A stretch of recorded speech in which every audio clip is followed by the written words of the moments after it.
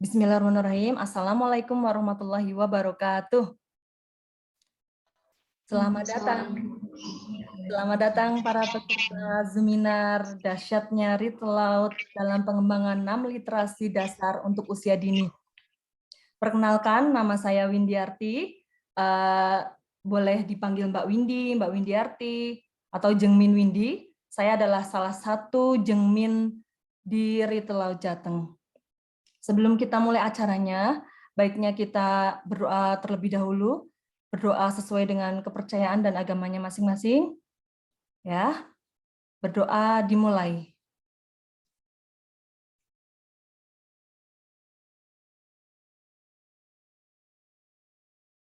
Berdoa selesai. Terima kasih. Saya mau menyapa dulu kepada narasumber kita, Mbak Nita. Halo Mbak Nita. Mbak Nita sudah hadir, dan Mbak Rohma juga sudah hadir, moderator kita. Selamat datang untuk para peserta Zoominar Event November 2021 Retail Laut Jateng.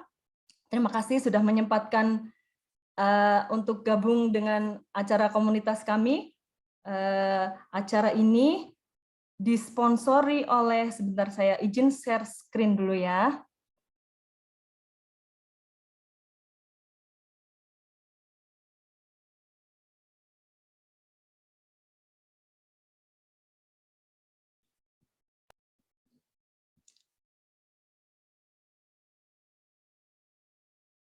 Terlihat ya.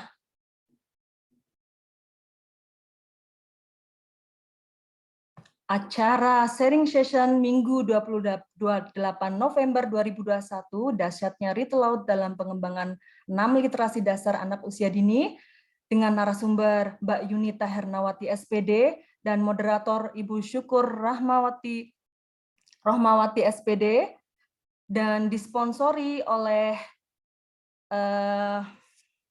Omah Buku Mbok D dengan IG Omah Buku Mbok D dan Kawiyam Muslim Bookstore. Mereka adalah sponsor dari Kanca RA Jateng. Terima kasih atas sponsorship-nya. Kemudian saya juga berterima kasih kepada media partner.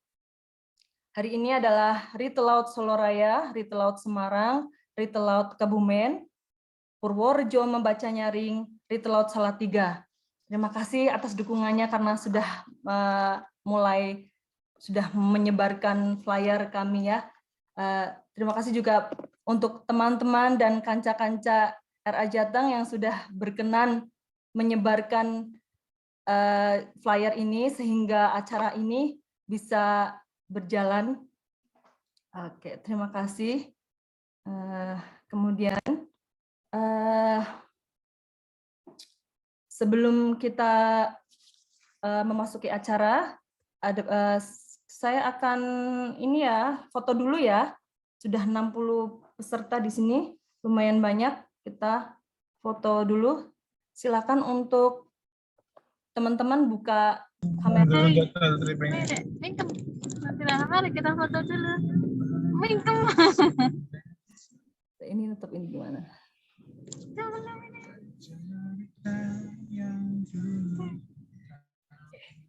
Ada berapa slide ya? Sebentar.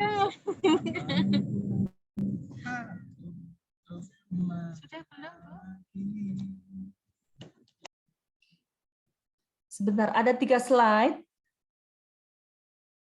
Udah pada on semua. Saya coba screenshot. Kita mulai screen 1 ya. 1, 2, 3, cekrek. Oke. Screen 2 banyak. Oke, tunggu sebentar. Screen 2-nya. Masih banyak yang off kamera. Nggak apa-apa, saya foto aja. Oke, 1, 2, 3. Cekrek. Slide 3. Oke, 1, 2, cekrek. Oke, terima kasih. Oke, sebelum kita retail out, hari ini kita kegiatannya adalah retail out, setelah itu baru materi inti. Sebelum kita retail out, saya perkenalkan dulu apa itu komunitas retail out Jateng. Izin share screen lagi ya, teman-teman.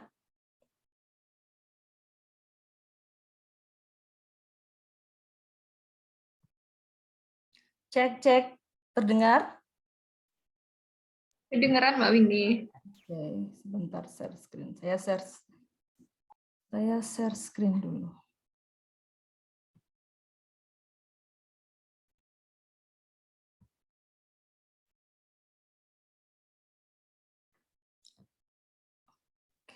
Apakah sudah terlihat?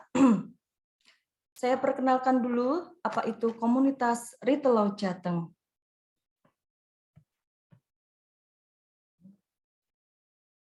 Sebentar, ini enggak terlihat. Tentang komunitas Retail Jateng. Retail Jateng adalah Retail Jateng atau disingkat RA Jateng, merupakan komunitas pegiat literasi yang mengkampanyekan metode retail out atau membaca nyaring di Jawa Tengah.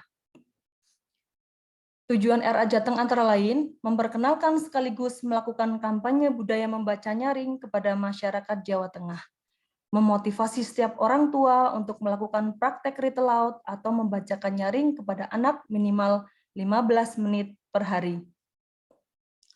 Visi RA Jateng adalah meningkatkan budaya literasi masyarakat Jawa Tengah. Misinya mengampanyekan metode retail out atau membaca nyaring dan manfaatnya ke masyarakat Jawa Tengah, membangun jejaring komunitas retail out di kota kabupaten di Jawa Tengah. Teman-teman bisa kunjungi IG kami, yaitu Retail Out Jateng.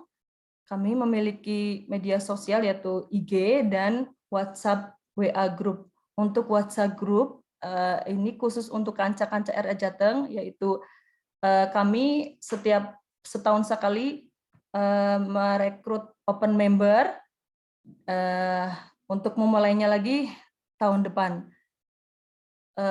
Kemarin kita karena banyak antusiasme dari teman-teman masyarakat Jawa Tengah, jadi kita melakukan open mini member dan alhamdulillah banyak juga peminatnya untuk gabung di WA group kami. Berikut pengurus Retail Out Jateng, kami biasa dipanggil Jengmin.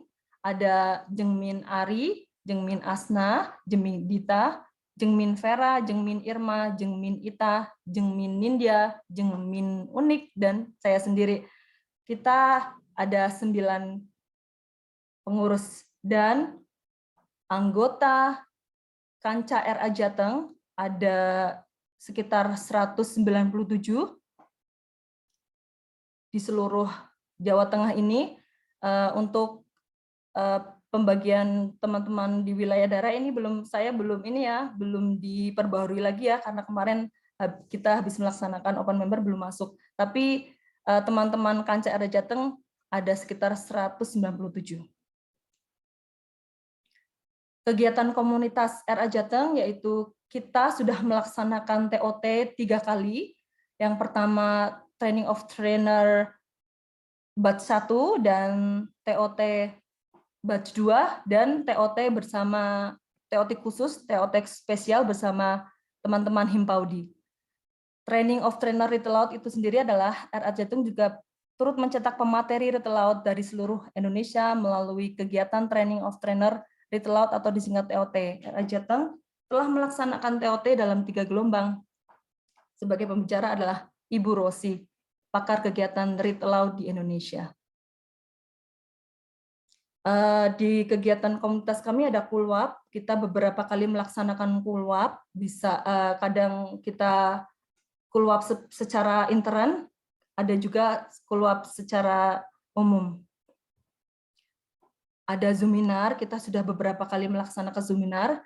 RA Jateng mengadakan Zoominar dengan peserta baik member maupun umum. Zoominar yang pernah diadakan oleh RA Jateng antara lain yaitu mengenal retail out bersama Ibu Rosi Setiawan, belajar kirigami, ditujukan untuk anak-anak, dan Zoominar tentang stimulasi oromotor dalam rangka Bulan Kesehatan Gigi Nasional. Kemudian kegiatan kami ada sharing session. Sharing session ada yang secara intern dan secara umum. Kemudian ada KTO. KTO sendiri adalah agenda bulanan dari member untuk member di WA Group yang dikoordinir oleh kancah sedaerah yang berdekatan dengan tema antara lain Jawa Tengah, budaya, bahasa, dan lain-lain, literasi, komunitas daerah pemaparan, komunitas launching komunitas daerah, pemaparan rencana pengembangan komunitas, dan lain-lain, atau sekedar kenalan anggota. Kami sebagai komunitas retail Jateng bukan kita bukan sebagai profesional itu ya, karena kanca-kanca era Jateng juga dalam grup kanca era Jateng terdiri banyak background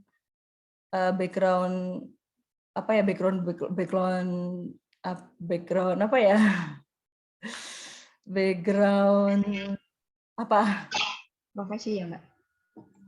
Ada dokter, ada guru, ada dosen, jadi banyak sekali. Jadi kita semua sebagai Jemin, kita hanya sebagai mediator saja untuk berbagi ilmu.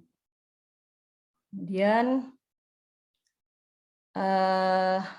kegiatan komunitas, membentuk komunitas retail di tingkat kabupaten dan kota. Di Jawa Tengah ini sendiri kita member komunitas Kanca Era Jateng yang telah mendapatkan bekal ilmu dari komunitas retail Jateng diharapkan bisa membentuk komunitas retail di tingkat kabupaten atau kota. Dan ini tidak wajib ya. Era Jateng siap membantu pembentukan komunitas dan menjadi media partner. Komunitas kabupaten atau kota memiliki otonomi dan kepengurusan sendiri, namun tetap bersinergi dengan retail Jateng yang sudah terbentuk di daerah Jawa Tengah adalah Retail Laut Soloraya, Retail Laut Semarang, Retail Laut Kebumen, Purworejo Membaca Nyaring, Retail Laut Salatiga, dan Retail Laut Klaten. Silakan bisa dilihat di IG masing-masing. Ada di IG kami ya. Retail Laut Jateng adalah komunitas nirlaba yang punya mimpi besar bisa melihat setiap anak di Jawa Tengah mendapatkan haknya, yaitu dibacakan buku setiap hari oleh orang dewasa di sekitarnya. Oke, terima kasih. Demikian seputar selayang pandang komunitas Retail Laut Jateng. Setelah ini, sebelum kita memasuki acara inti, kita akan retail laut dulu ya. Bagi teman-teman yang sudah memiliki putra dan putri, boleh menyimak retail laut kami ya. Retail laut kami kali ini akan dibacakan oleh Mbak Indah. Ada Mbak Indah. Nah, selamat datang Mbak Indah. Selamat datang. Suara saya terdengar nggak ya, Mbak? Terdengar. Jelas nggak? Jelas, lumayan jelas. Silakan Mbak Indah, boleh memperkenalkan diri? Oh iya. Bismillah, Assalamualaikum warahmatullahi wabarakatuh. Waalaikumsalam warahmatullahi wabarakatuh. Oke, nama saya Indah, seorang ibu rumah tangga, punya putra 1 dan baru sebentar ya menjadi member dari komunitas RA Jateng. Oh ya, yang ikut mini open member itu ya, Mbak? Bukan, saya bukan yang mini member, member bukan. yang sebelumnya. Iya. Hari ini mau baca apa, Mbak Indah? Materinya, sebentar. Oke, silakan Mbak Indah, waktu buat Mbak Indah ya. Langsung saja. Bagi teman-teman yang memiliki putra dan putri, boleh ikutan retail laut juga bareng Mbak Indah. Silahkan. Bentar,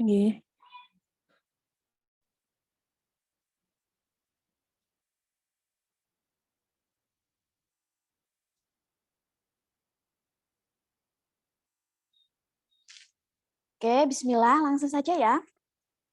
Suara saya terdengar nggak ya, Mbak? Terdengar Mbak Indah. Nggih.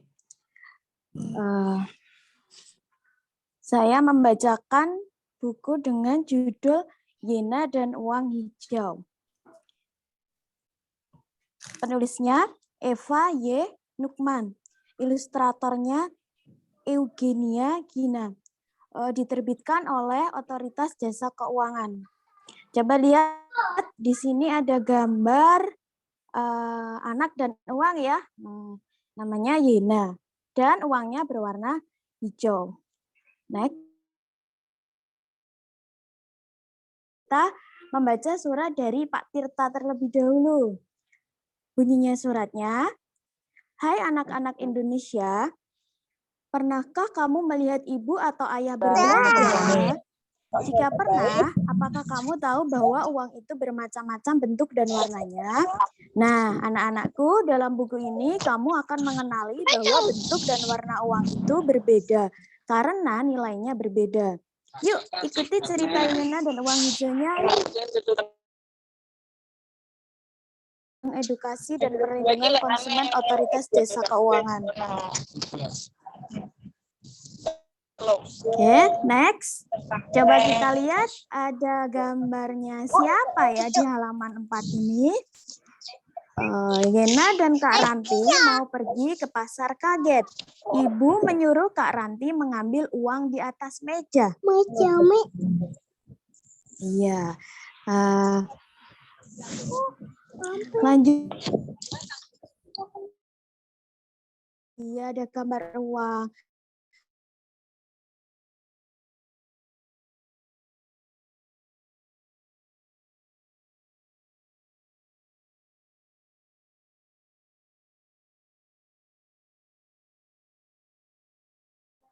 Mbak Indah, nggak kedengaran suaranya?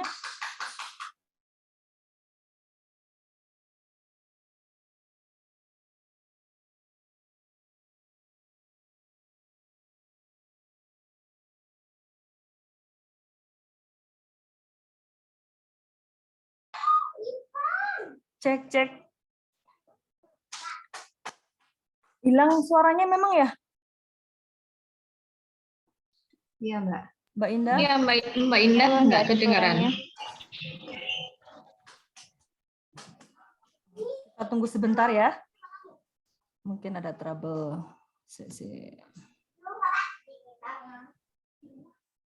Padahal udah di-spot.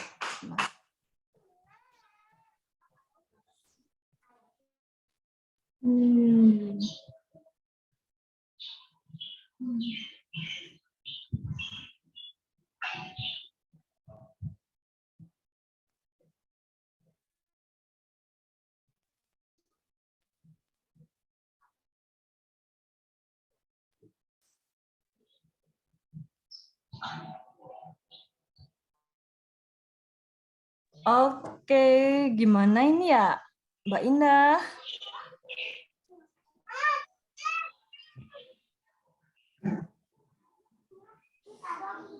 Mendungnya soalnya rata mungkin Iya. ya.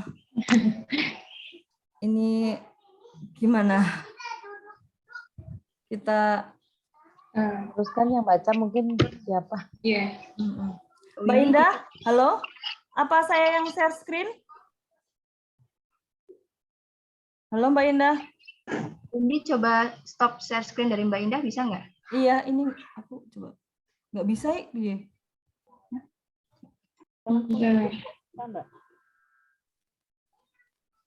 Gini ya. Stop partisipan. Udah. Nah, udah ya. Maaf. Oke. Halo Mbak Indah, masih bisa read aloud dari share saya? Cek, cek. Mbak Indahnya ngilang. Gimana ini saya? Gimana? Oke, Mbak. Mau digantiin atau gimana, Mbak? Kita move aja ke acara inti aja gimana, Jeng Mindita? Baik, oh ya, tadi saya belum menyebutkan untuk sponsor nanti untuk hadiah door prize akan dipilih 3 pemenang dan nanti juga ada hadiah spesial dari narasumber kita, yaitu dari Mbak Nita. Ada dua hadiah menarik untuk yang memberikan testimoni di media sosial masing-masing. Oke, Mbak Indah sudah bisa di itu? Halo, Mbak Indah. Oke. Mbak Windy, mungkin Jengmin Dita mau melanjutkan yang tadi. Oke, silakan Jengmin Dita. Mbak. Suara saya terdengarkan ya, Mbak? Terdengar.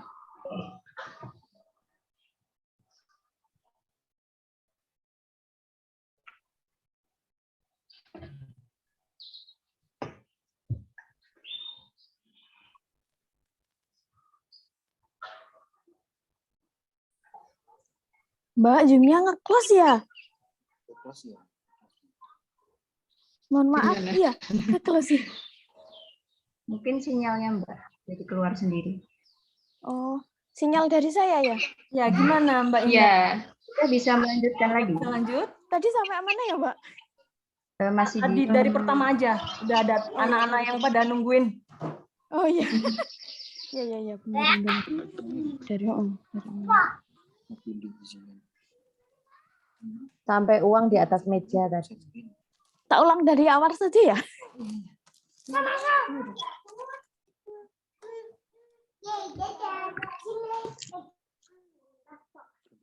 Mbak belum bisa ya, saya Oh iya. share screen.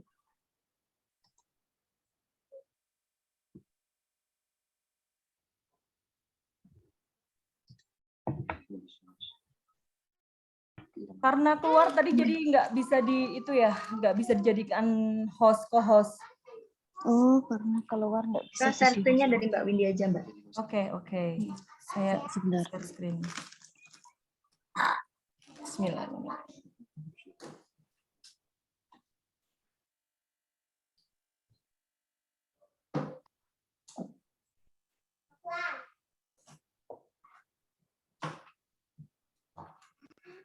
Terlihat ya? Oh ya, terlihat.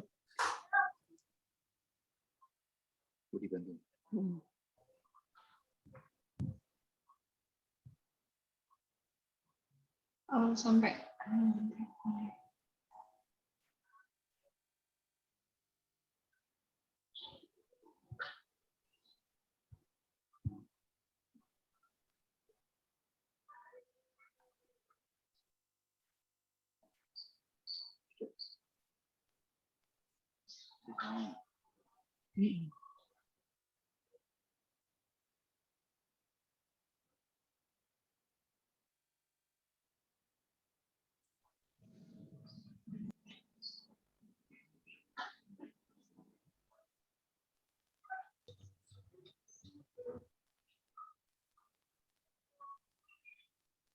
Halo Mbak Indah. Ya, Ya, bisa. mau dari mana judulnya? Ya, dari awal nggak apa-apa. Atau dari, monggo, dari mana?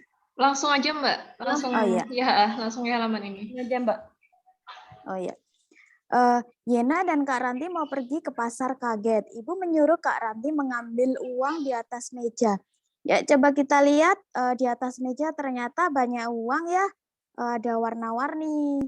Wah, uang-uang itu seperti habis disetrika. Tidak ada yang kusut. Yena suka melihatnya.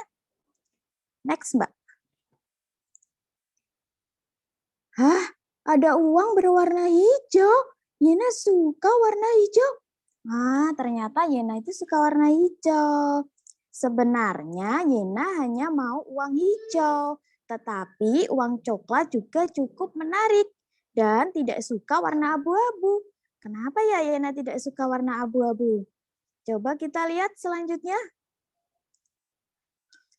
Ramai sekali ya di sini. Kira-kira ini di mana ya?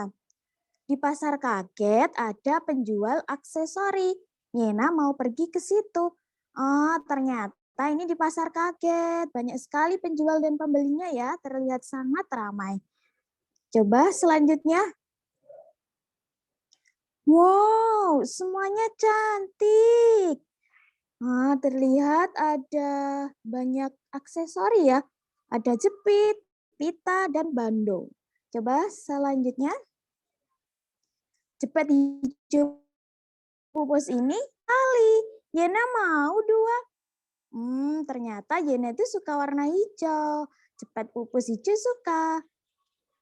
Berarti Yena harus menyerahkan 2 uang hijaunya.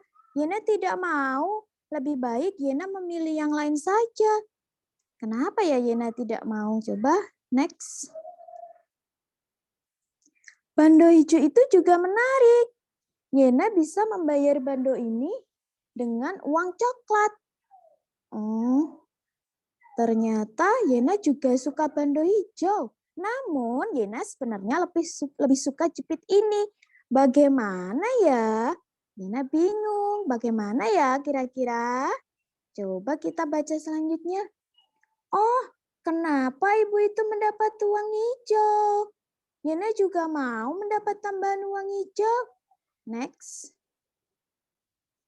Kata Kak Ranti, Yena juga bisa dapat tambahan uang hijau. Kalau membayar jepit pakai uang coklat, nanti Yena akan mendapat kembalian uang hijau. Tetapi Yena kira-kira gimana ya? Oh, kenapa Yena mendapat uang abu-abu dan logam? Yena tidak mau. Ternyata Yena tidak mendapat uang hijau. Next.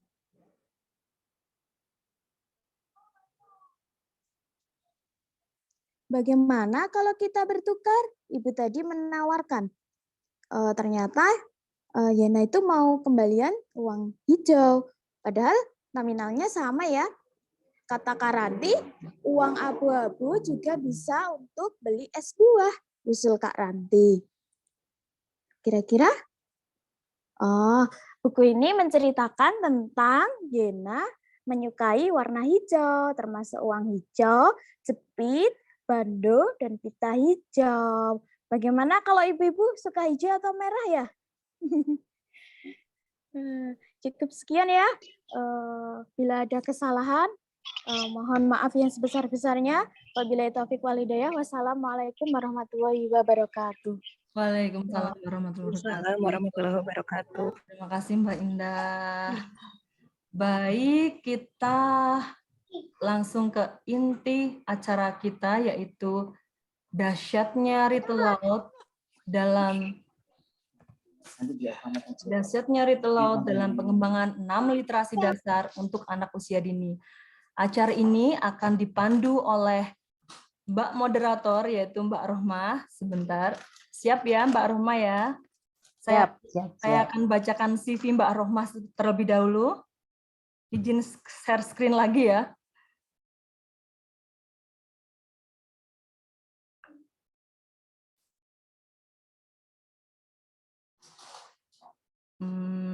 Sharing CV moderator.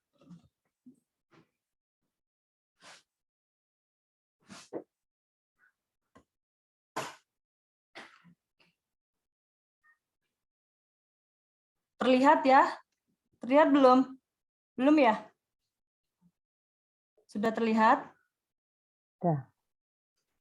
Mbak Rohmah ini nama panjangnya adalah Mbak Syukur Rohmawati SPD, berkelahiran di Cilacap, sama Mbak kayak saya juga dari Cilacap, tanggal 23 Juni 1973, alumnus FPB Bahasa Inggris UMP, aktivitas kesehariannya ibu dari 3 orang anak ini, yaitu mengelola harian KB Permata Hati, wakil sekretaris PW Himpaudi, penulis buku Maudi dan Mada, founder bimka.id, dan peramu metode dicoba. Kapan-kapan kita cerita metode dicoba ya Mbak. Baik, silahkan Mbak Moderator, acara silahkan diambil alih. Iya, terima kasih Mbak Widi. Orang ngapak orang kepenak ya Mbak Widi? Iya, betul. Salam ngapak. Ya, salam Ya. ngapak. Bismillahirrahmanirrahim. Assalamualaikum warahmatullahi wabarakatuh. Suara saya terdengar kalau iya yang memang on cam di jempolnya di oke ya. Kayaknya anak-anaknya banyak nih, saya menyapa dulu ya. Selamat pagi, pasti. Selamat pagi, apa kabar? Oke, bagaimana kabarnya? Baik. Kalau yang sudah mandi, bisa jempolnya diangkat 2, anak-anak. Oh, sudah sarapan? Oh ya, pada bisa sarapan sudah mandi. Makanya tadi juga antusias ya mendengar cerita Yubi ya. Nah, tadi cerita itu dari menarik. Terima kasih kedatangannya teman-teman semuanya, pasti sudah tidak sabar ya. Judulnya saja sudah sangat menarik ya. Dahsyatnya read a lot untuk memunculkan literasi 6 literasi anak di usia dini. Nah, kita tuh bersama narasumber yang hebat, teman saya ini. Teman sudah dari lama ini, dari 2011 nih kita berjuang di PAUD. Mbak Nita Jenita. Mbak Nita ini nama lengkapnya Yutinta Herna, SPD, sama-sama alumni dari bahasa Inggris, tapi beliau dari UMS, dari Muhammadiyah juga. Kita sama-sama ya. Mbak Nita ini pengelola di Cahaya Ilmu Semarang dan juga mempunyai 2 orang putri, putra putra, dan karena nanti akan diterangkan sendiri oleh Mbak Nita, pasti teman-teman sudah sangat penasaran sekali dengan gerakan literasi nasional di tahun 2016. Itu ada literasi baca tulis, ada literasi numerasi, ada literasi sains, ada literasi finansial, tadi literasi finansial, dan juga literasi digital dan literasi budaya. Jadi literasi ini sangat dahsyat ternyata pengaruhnya bisa kemudian hari tidak menyebarkan hoax dan sebagainya, banyak sekali. Dan itu lebih kepada nanti bagaimana pembentukan karakter. Bagaimana itu bisa melalui read a lot, akan kita simak bersama-sama. Monggo Jenita, langsung saja. Semoga sinyalnya baik, bagus ya. Karena dari tadi ceritanya kepental-pental ya. Monggo, monggo. Matur nuwun Mbak Rahma. Betul, dari pagi Semarang ada ini agak mendung ya. Mungkin di beberapa daerah juga sama. Ini kita ketemu. Saya izin share screen. Sebelumnya saya ingin menyapa teman-teman, ayah bunda. Ada ayah kah di sini atau bunda-bunda semuanya ini? Banyak kan bunda-bunda ya, tapi tadi ada kayaknya mendengarkan juga. Kan sudah dibikinkan kopi dulu tadi mendengarkan. Iya. Saya mau awali dengan pantun Mbak Rahma. Oke, Jalan-jalan, saya cakepin nanti.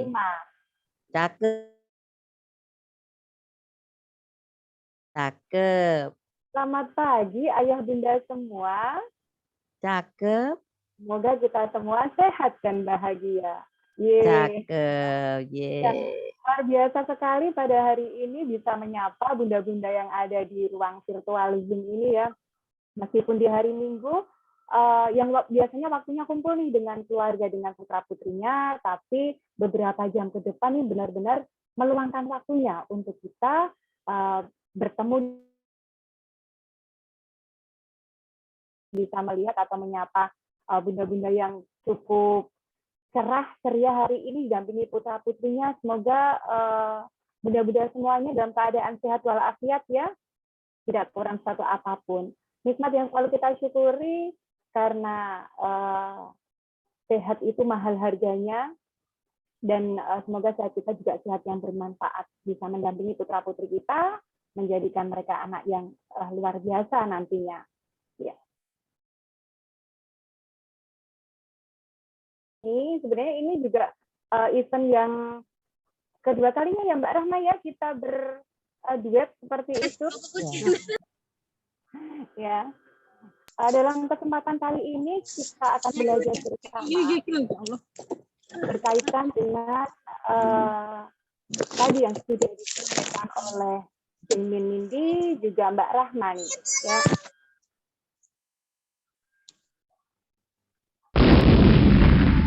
ada bunyi petir nih karena memang lagi musim hujan ya. Jadi tema session sharing kita hari ini adalah dasarnya read aloud dalam pengembangan 6 literasi anak usia dini. Kita akan bersama-sama untuk belajar tentang apa sih read aloud dalam mengembangkan literasi anak usia dini. Ketika kita berbicara tentang anak usia dini itu sangat-sangat luar biasa ya. 0 sampai 8 tahun mereka tepat, jangan sampai kita lewatkan. Izin saya memperkenalkan sekilas karena tadi sudah diperkenalkan oleh Mbak Rahma. Jadi kita berangkat sama-sama dari PAUD ya Mbak Rahma ya. Kita kebetulan juga pertama ketemu di satu event yang akhirnya membuat kita sering banyak belajar bersama seperti itu. Ya, saya ibu dari 2 anak. Anak sulung saya yang pertama sudah SMP kelas 1.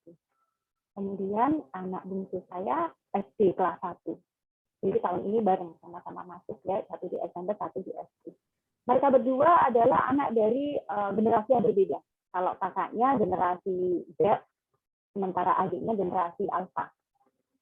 Namun 2 generasi ini adalah anak-anak yang memang sangat dekat dengan teknologi, dengan digital. Bahkan kita para orang tuanya pun kadang salah kalau masalah ini ya, orang tuanya digaptek dibandingkan dengan anak-anaknya. Beruntungnya saya masih ikut generasi milenial, jadi masih bisa ikut adaptasi dengan yang anak-anak lakukan. Jadi nggak kaget kalau anak-anak besokan atau real. Mbak Nita maaf, suaranya kurang jelas apa nggak pakai headset aja atau gimana? Kemeresek ini ada yang Oh, baik, saya matikan saja. Lebih jelas yang ini. Coba. Ini, udah jelas? Ya, jelas. Ya, baik. Oke. Nah, mendampingi anak-anak di generasi Z dan generasi Alpha itu tentunya tidak mudah. Nah, kita dari orang tua yang berbeda zamannya ya, berbeda generasi. Apalagi di saat ini, nah, kita banyak perubahan terjadi. Ini salah satu ungkapan yang mungkin bisa ketika kita mendampingi putra-putri kita punya kacamata yang berbeda nih dengan anak-anak. Tidak bisa kita samakan. Sebuah ungkapan dari sahabat Ali bin Abi Thalib, ajarilah anak-anakmu sesuai dengan zamannya, karena mereka hidup di zaman mereka, bukan pada zamanmu. Sesungguhnya mereka diciptakan untuk zamannya, sedangkan kalian diciptakan untuk zaman kalian. Ya, banyak dari para orang tua ketika mendampingi putra-putrinya, terkadang kita masih pakai kacamata kita. Anak harus paham orang tuanya. Padahal kita orang tua sudah pernah jadi anak-anak, tapi anak-anak belum pernah jadi kita. Jadi sebenarnya mana nih yang harus lebih memahami? Kita para orang tua atau anak-anak? Nah, semoga ungkapan ini membuka mindset kita para orang tua bahwa ketika kita bersama putra-putri kita, maka kita lepas kacamata kita, kemudian kita posisikan nih di posisi anak-anak pakai kacamata mereka sebagai anak-anak. Seperti itu. Nah, saat ini kita hidup pada era yang disebut era disruptif atau era disruption seperti itu ya. Disruptif kalau kita menilik artinya, disruptif itu artinya mengganggu. Jadi era disruption itu bisa kita katakan era yang mengganggu, di mana dunia berjalan nyaman, kemudian tiba-tiba ada sesuatu yang baru, yang merubah sesuatu yang lama, geser atau menggantikan tatanan yang lama. Perubahan-perubahan itu pasti memunculkan ketidaknyamanan. Dimanapun tempat yang namanya perubahan itu membuat kita beradaptasi dan memunculkan ketidaknyamanan. Dan kita tidak bisa kemudian menyalahkan perubahan-perubahan itu. Ibaratnya kalaupun kita tidak nyaman, mau tidak mau, suka tidak suka, maka kita harus berdamai dengan ketidaknyamanan itu. Ya. Nah, ini ya, jadi inovasi baru, dan inovasi-inovasi baru ini mereka punya kesempatan besar atau peluang besar kan seperti itu ya, untuk menggeser tatanan-tatanan yang lama. Nakala tatanan-tatanan yang baru ini lebih bagus, lebih memudahkan, terutama dalam manusia dalam kesehariannya, maka bisa jadi apa yang sebelumnya memang dirasa nyaman itu akan hilang. Nah, saya akan mengajak bunda-bunda, teman-teman yang ada di sini untuk melihat sejauh mana sih perubahan-perubahan yang terjadi. Era pertama, era 1.0, era 2.0, hingga saat ini kita ada di era 4.0. Mari kita lihat bersama-sama.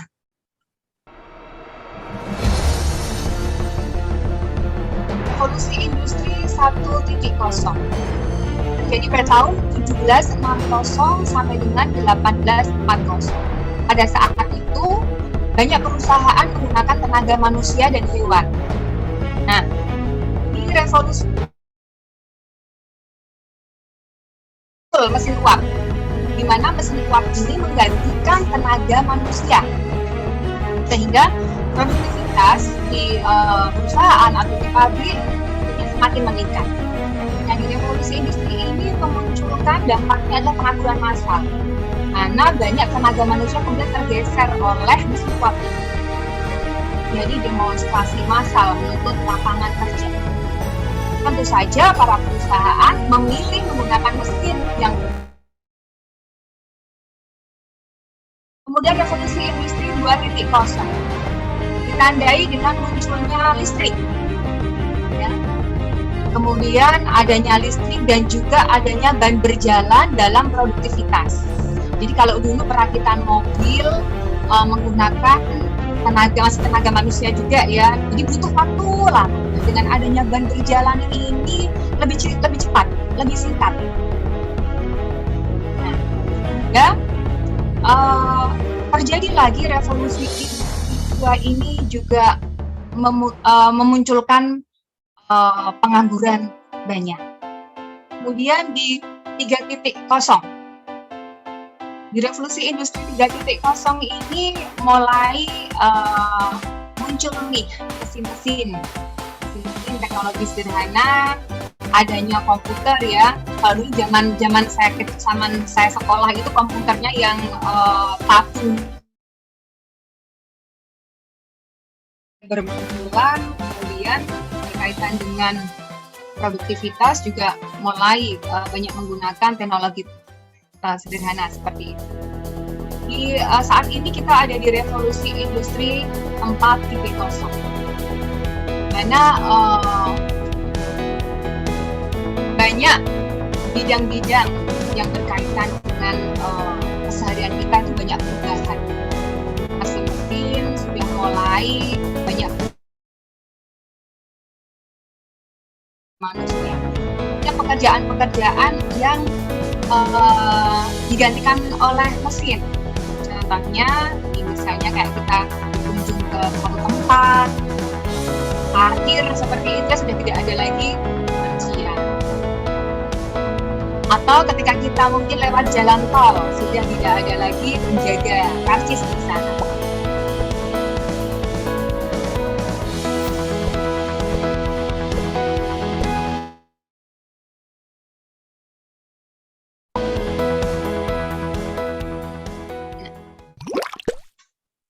Iya. Nah, bunda-bunda, perubahan itu begitu nyata di depan kita, ya. Kalau kita tidak melakukan atau tidak beradaptasi dengan perubahan-perubahan itu, maka kita akan tergilas oleh zaman. Bagaimana kita mempersiapkan anak-anak kita untuk siap menghadapi perubahan-perubahan itu? Karena kita sendiri pun di rumah sudah banyak dibantu oleh. Karena mesin-mesin itu, robot-robot itu memang sangat memudahkan manusia dalam melaksanakan aktivitas kesehariannya. Dan di era 4.0 ini banyak sekali bermunculan pekerjaan-pekerjaan atau profesi yang tidak kita prediksi sebelumnya. Betul atau betul? Anak-anak ketika ditanya, "Dek, besok gede mau jadi apa?" Kalau dulu mereka menjawab, mau jadi polisi, mau jadi tentara. Sekarang mereka bilang, aku mau jadi YouTuber. Aku mau jadi vlogger, mau jadi selebgram. Itu kan Bunda? Jadi tidak terpikirkan oleh kita, YouTuber itu menjadi sebuah profesi. Tapi anak-anak kita yang mereka memang dekat dengan teknologi itu banyak mengarah ke arah sana. anak-anak. Nah, beberapa tahun lagi, 15 tahun lagi, 20 tahun lagi itu pekerjaan-pekerjaan yang saat ini kita tidak prediksi itu nanti akan bermunculan. Nah, dengan era teknologi yang semakin canggih, digitalisasi gitu ya, yang semakin dekat dengan kehidupan kita, itu memang memudahkan manusia. Kalau kita misalnya pegang handphone ya sekarang, siapa sih yang nggak punya handphone? Anak-anak semua pegang handphone. Kan kita lihat dagang kayak gitu juga semuanya sudah pegang handphone. Membuat banyak informasi masuk, banyak informasi kita terima. Tapi kemudian informasi-informasi itu apakah mereka akan menjadi informasi yang memberikan kita banyak pengetahuan, ataukah mereka spam atau sampah? Ini yang harus kita informasi, kemudian kita dapatkan melalui handphone atau gawai itu membuat kita overload informasi atau information overload. Dan ada beberapa dampak ketika kita pada kondisi information overload. Yang pertama yaitu rentang perhatian rendah dan kurang fokus. Ini bisa kita amati ke putra-putri kita atau bahkan ketika diri kita sendiri ya. Jadi rentang perhatian itu rendah dan kurang fokus. Kemudian rendahnya kemampuan analisa, kemampuan mengambil keputusan atau problem solving. Dan yang paling parah ketika banyak informasi yang datang ke kita ternyata tidak ada informasi satupun yang nyantol. Apalagi ketika kemarin masa pandemi itu ya, berkaitan dengan COVID itu kan banyak sekali broadcast yang mampir ke kita. Itu tidak kita cari, mereka datang sendiri. Kita mungkin baca-baca, tapi yang terjadi karena overload, itu akhirnya itu tidak ada satupun yang nyantol ke otak kita. Nah ini yang perlu kita waspadai ke putra-putri, ke anak-anak kita. Bagaimana nanti kita mengantisipasi hal tersebut. Saya akan mengajak untuk bunda-bunda tentang fakta literasi di Indonesia, ya, tentang indeks aktivitas literasi membaca atau disingkat dengan Ali Baca, bukan Alibaba ya, Ali Baca, seperti itu. Jadi ada satu kebijakan dan kebudayaan berkaitan tentang literasi yang ada di Indonesia, memetakan aktivitas literasi di 34 provinsi di Indonesia, ya, karena dalam rangka mendukung gerakan literasi nasional. Ternyata dari 34 provinsi di Indonesia tidak ada satupun yang masuk ke dalam aktivitas literasi yang tinggi.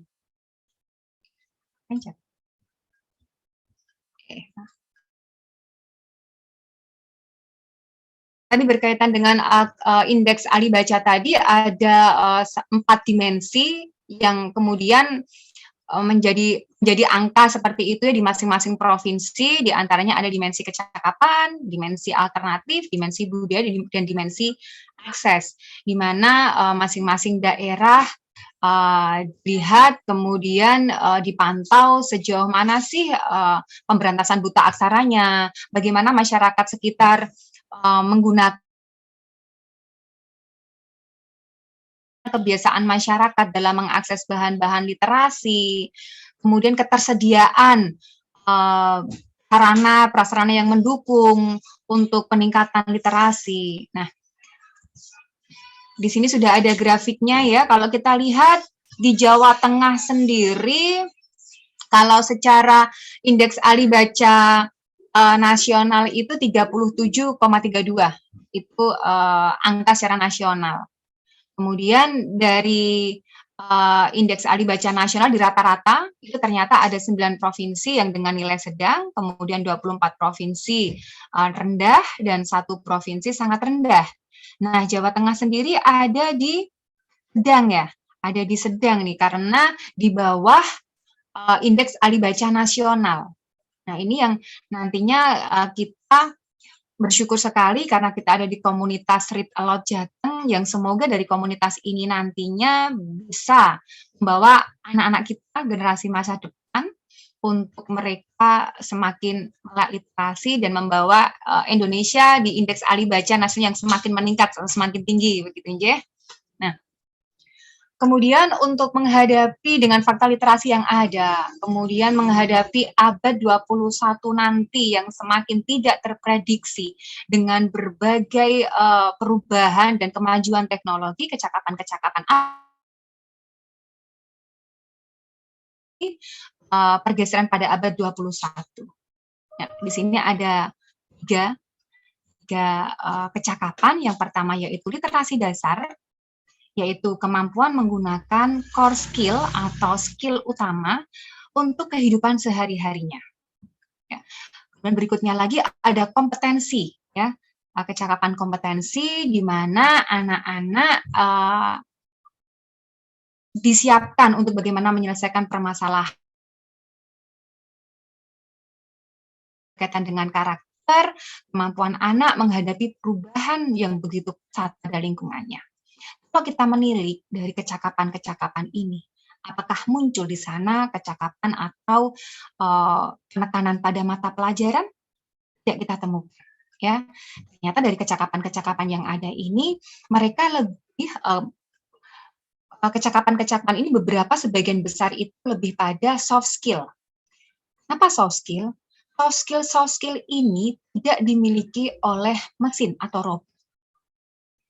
Kemudian ketika kita mendampingi anak-anak kita, menekankan anak-anak kita dengan pengetahuan yang begitu tinggi, mereka harus menjadi anak yang mungkin di matematikanya, atau mungkin di berhitungnya, atau di bahasa Inggrisnya, atau apapun. Pengetahuan itu sudah dimiliki oleh para robot. Jadi, contohnya ketika kita misalnya nih mendampingi putra-putri kita, berkaitan dengan materi-materi pelajaran yang ada. Kalau kita tidak tahu, kita biasanya buka Google browsing di sana.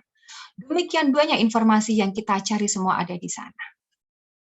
Nah, kalau kita kemudian ingin anak-anak kita dengan kemampuan menghafal yang luar biasa, nah apakah mampu anak-anak kita menyaingi Mbah Google yang sedemikian lengkapnya seperti itu? Kemudian kalau bunda-bunda pernah dengar ada sebuah robot ya namanya robot Sophia yang dia didesain mirip seperti manusia. Dia melakukan segala sesuatu dengan instruksi, memudahkan tugas-tugas manusia seperti itu. Seperti yang tadi kita melihat mesin-mesin sudah cukup canggih. Nah, soft skill ini tidak dimiliki oleh mereka, sehingga ini yang nantinya akan kita munculkan pada anak-anak kita. Berkaitan dengan karakter, ada karakter ingin tahu, kemudian inisiatif, gigih, adaptif, kepemimpinan dan kepekaan sosial dan budaya. Di era ke depan, karena yang anak-anak kita ketika menghadapi era ke depan, mereka tidak hanya bersaing dengan sama teman atau manusia ketika nanti mereka sudah mungkin mencari pekerjaan ya, karena mereka bersaingnya nanti dengan robot, dengan mesin. Bahkan ketika nanti perdagangan bebas secara global seperti itu ya, di mana orang-orang dari luar bebas mencari pekerjaan di Indonesia, sehingga persaingan anak-anak Indonesia akan semakin kompetensi. Kompetensi ini 4 kompetensi yang kita sebutnya 4C atau 4K. Yang harapannya ini jadi bekal anak-anak nantinya ya. Critical thinking atau berpikir kritis. Ketika berpikir kritis ini, ketika mungkin anak menghadapi satu permasalahan, mereka mengamati, menganalisa, kemudian banyak bertanya, seperti itu ya. Jadi pemikiran mereka sudah mulai lebih dalam lagi, kenapa bisa seperti ini, kenapa bisa seperti itu. Nah, kemudian ada lagi kreativiti atau kreatif, bagaimana berpikir kreatif. Karena kalau kita melihat sebuah taksonomi atau piramida itu di paling bawah itu kan kemampuan yang paling dasar itu menghafal. Kemudian meningkat lagi sampai yang paling tinggi adalah kreatif. Kreatif itu manakala anak-anak itu bisa bermanfaat bagi orang lain.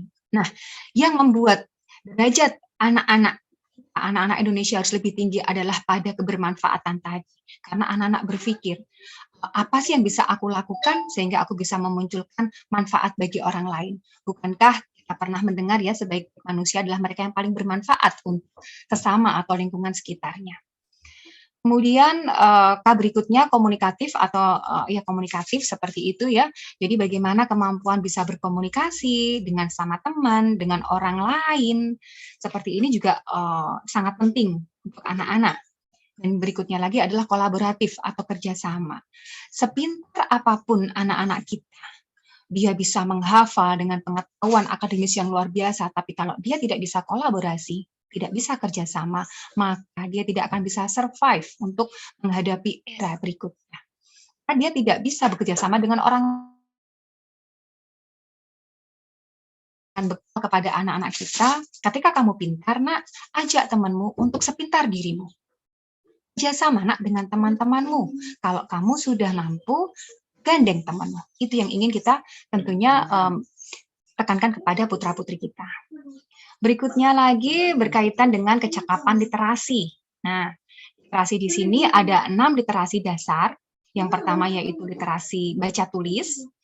Literasi baca tulis ini kalau untuk anak metodenya, caranya berbeda dengan anak-anak di atas 8 tahun. Ada juga literasi numerasi, literasi finansial, literasi digital, dan literasi sains, kemudian literasi budaya dan kewargaan. Kita akan membahas masing-masing seperti itu ya. Literasi baca tulis atau literasi.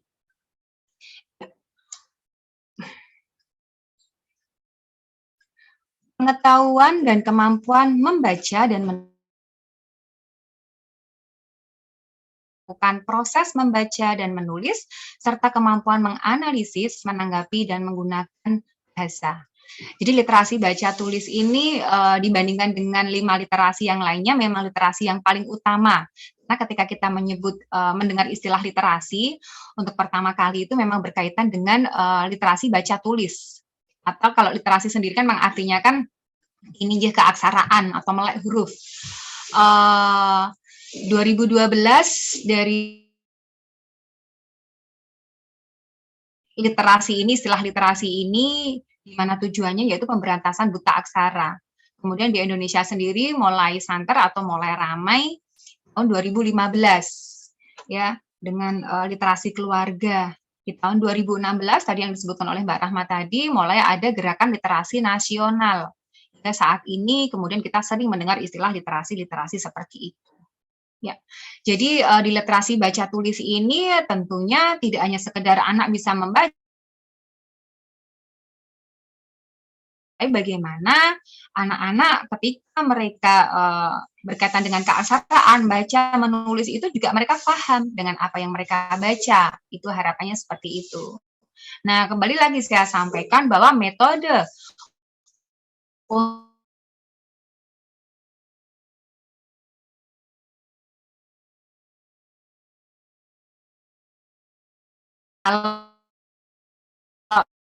Halo Mbak Nita.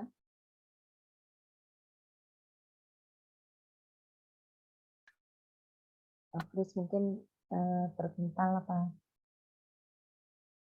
Enggak, kayaknya emang sinyal. Iya, memang ini mendungnya rata ya. Jadi Iya. ya literasi membaca Gimana? tulis. Udah. Ayo Mbak Nita terusin. Terdengar ya? Oke. Simulasi, jadi kita ketika mendampingi putra-putri kita atau memberikan praliterasi rangsangan. Karena untuk anak usia dini segala sesuatu yang kita lakukan kepada mereka adalah memberikan simulasi atau rangsangan sehingga anak-anak lebih siap nantinya ketika mereka pada posisi literasi baca tulis. Nah, simulasi yang diberikan melalui cara bermain. Karena belajarnya anak usia dini dengan bermain, dunia mereka adalah bermain. Dengan bermain mereka akan senang. Ketika anak-anak senang, mereka akan lebih mudah menerima apapun dari orang tua, dari para pendidiknya terutama. Nah, jangan dipikir ketika kita memberikan simulasi praliterasi baca tulis ke anak-anak itu dengan misalnya membaca. Kalau dulu zaman kita ya Mbak Rahma ya, ini Budi. Padahal jenenge Tutuk Budi gitu ya. Iya. Jadi adik Wati gitu ya. Nah, itu kan jadi itu yang kita sebut dengan metode drill ya. Kalau metode drill itu memang anak akan cepat bisa, tapi belum tentu anak akan suka. Dan ketika segala sesuatu yang instan itu kan memang enak dan cepat ya, tapi kita tidak tahu apakah itu akan bertahan lama untuk anak-anak kita. Nah, padahal di anak usia dini ini kita memberikan simulasi atau rangsangan. Jadi dengan bermain, biarkan mereka menggambar, kemudian biarkan mereka mencoret-coret. Karena ini tahapan awal keaksaraan untuk anak usia dini. Sampai kemudian coretan-coretan itu lebih bermakna, lebih terlihat, itu bisa mereka siap dengan keaksaraan. Kemudian ketika mungkin di rumah, benda-benda yang ada di rumah, bunda-bunda bisa tempel, meja, kursi, lemari, itu juga akan mensimulasi putra-putri di rumah untuk mereka lebih melek dengan keaksaraan. Dengan bunda-bunda menyiapkan pojok membaca di rumah, buku-buku ditata, itu membuat anak-anak terbiasa melihat dengan akan lebih banyak muncul. Ini yang berkaitan dengan literasi baca tulis. Kemudian literasi numerasi. Literasi numerasi ini pengetahuan dan kecakapan untuk menggunakan berbagai macam angka dan simbol yang terkait dengan matematika dasar untuk memecahkan masalah praktis dalam berbagai macam konteks kehidupan sehari-hari. Nah, ini harusnya saya tebelin ya, memecahkan masalah praktis dalam berbagai masalah. Kenapa sih kita harus mempelajari matematika? Ya, kemudian dari dulu kita TK, SD dikenalkan dengan matematika. Karena pada dasarnya matematika itu adalah untuk memecahkan permasalahan dalam kehidupan kita sehari-hari. Ya, bukan kemudian kita menjadi seorang ahli penghitung mungkin yang mau mengalahkan kalkulator gitu ya Mbak Rahma ya. Iya, pengertiannya bukan itu aja ya.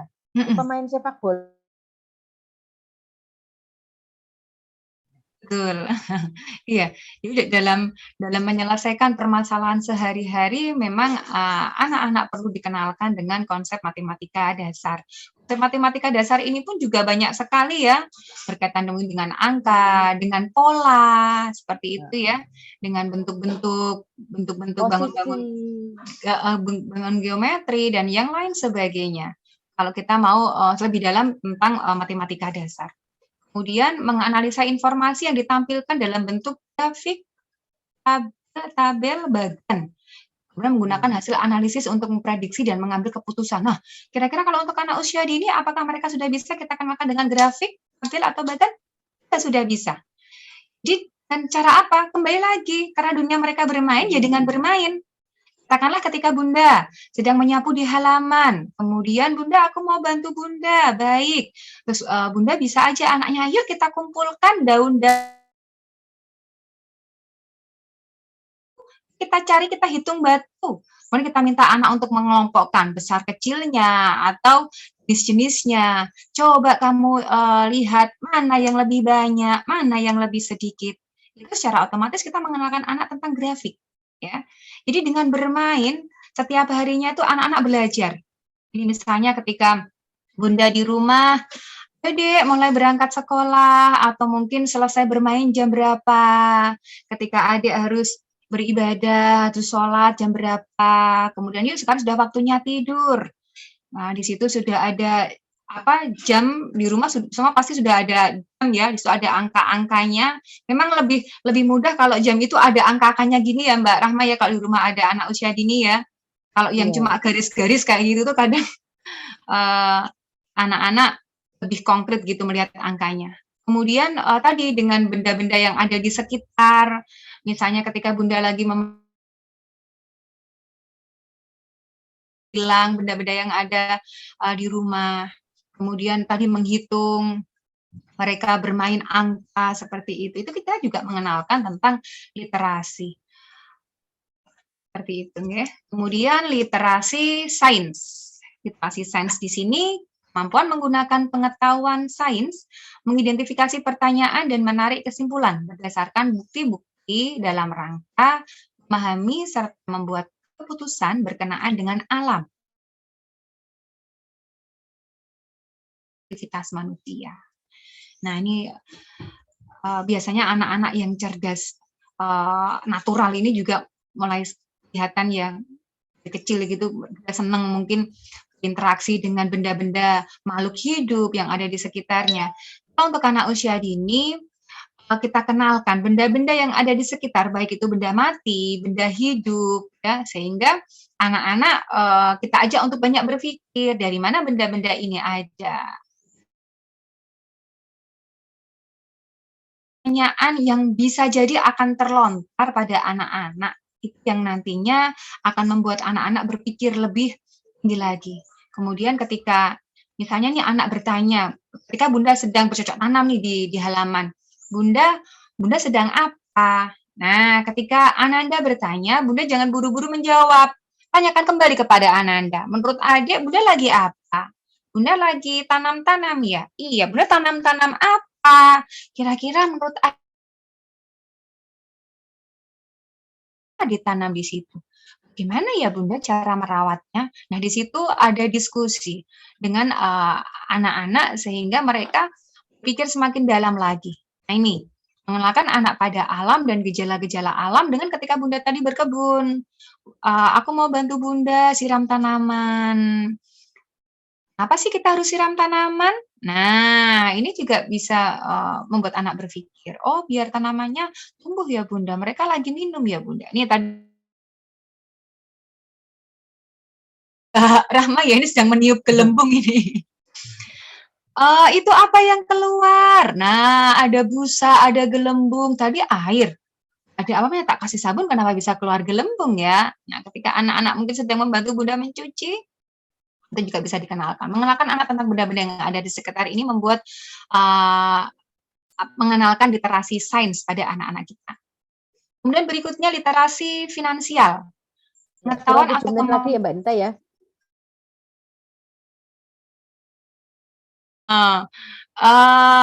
Ini bagaimana mengaplikasikan pemahaman tentang konsep dan risiko. Nah, bagaimana kita memberikan bekal kepada anak-anak kita untuk mereka menjadi manusia yang efektif ya. Jadi anak-anak ketika nantinya mereka sudah dewasa, mereka tahu mana kebutuhan, mana keinginan, itu sangat penting sekali. Dan ternyata kalau literasi finansial ini tidak hanya sebatas pengelolaan yang berkaitan dengan uang-uang, tapi bagaimana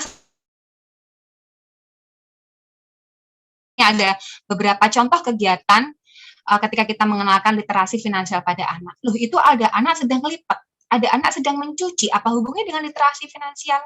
Ada. Pembiasaan kemandirian pada anak itu akan sangat berpengaruh pada kecerdasan finansial pada anak. Sehingga anak tahu apa yang akan mereka lakukan, apa yang tadi mereka butuhkan, seperti itu. Kemudian banyak orang tua ketika menekankan literasi finansial ini lebih banyak menabung. Nah, ini tadi tidak hanya pada individu, bagaimana sosial, bagaimana bisa berpartisipasi dalam masyarakat. Nah, kemampuan ini yang harapannya ada pada anak-anak kita, bagaimana mereka berbagi dan bersedekah. Bukankah ketika kita memberi 1, maka akan dapat balasan 10 kali lipat, begitu ya? Nah, itu cerdas finansial. Kemudian literasi digital. Nah, literasi digital di sini mungkin dari mengakses alat-alat digital seperti itu ya, bagaimana mengelola, mengoperasikan itu tidak ada masalah. Tapi yang menjadi permasalahan adalah bagaimana penggunaannya secara efektif. Kemudian bagaimana kemampuan mengakses atau menggunakan gawai itu bisa bermanfaat dan juga bagaimana dia bisa membawa dirinya dalam masyarakat nih. Jadi bagaimana mendampingi anak dalam penggunaan aturan, tapi kesepakatan, begitu ya. Nanti akan kita bahas lagi. Kemudian literasi budaya dan kewargaan, yaitu kemampuan dalam memahami hak dan kewajiban sebagai warga negara, atau kemampuan individu dalam masyarakat dan bersikap terhadap lingkungan sosialnya. Jadi anak-anak kita bekali bahwa mereka menjadi bagian dalam lingkungan mereka, kemudian aku sebagai bagian dari warga negara Indonesia, apa yang harus aku lakukan? Kalau untuk anak usia dini bagaimana? Mengenalkan anak dengan berbagai aturan seperti antri, berbagi, seperti itu dengan kesepakatan bersama anak. Mulai mengenalkan anak tentang budaya Indonesia sejak dini. Dan kembali lagi bagaimana caranya? Dengan bermain. Ya, tidak jauh-jauh dari bermain kalau untuk anak usia dini. Gerakan literasi anak usia dini, bagaimana penekanan atau pendidikan tentang literasi ini bisa dan didik dari sekolah dan juga di masyarakat. Nah, gimana sih prinsip penguatan praliterasi pada anak usia dini? Bermain untuk anak-anak kita. Kemudian dikembangkan sesuai kondisi lingkungan. Tidak harus menggunakan alat atau bahan-bahan bermain yang mahal beli di pabrik kalau kita mau mengajak anak bermain, tapi gunakan bahan-bahan yang ada di lingkungan sekitar kita, semuanya bisa digunakan untuk bermain. Tentunya berbeda-beda karena semua anak unik dan istimewa.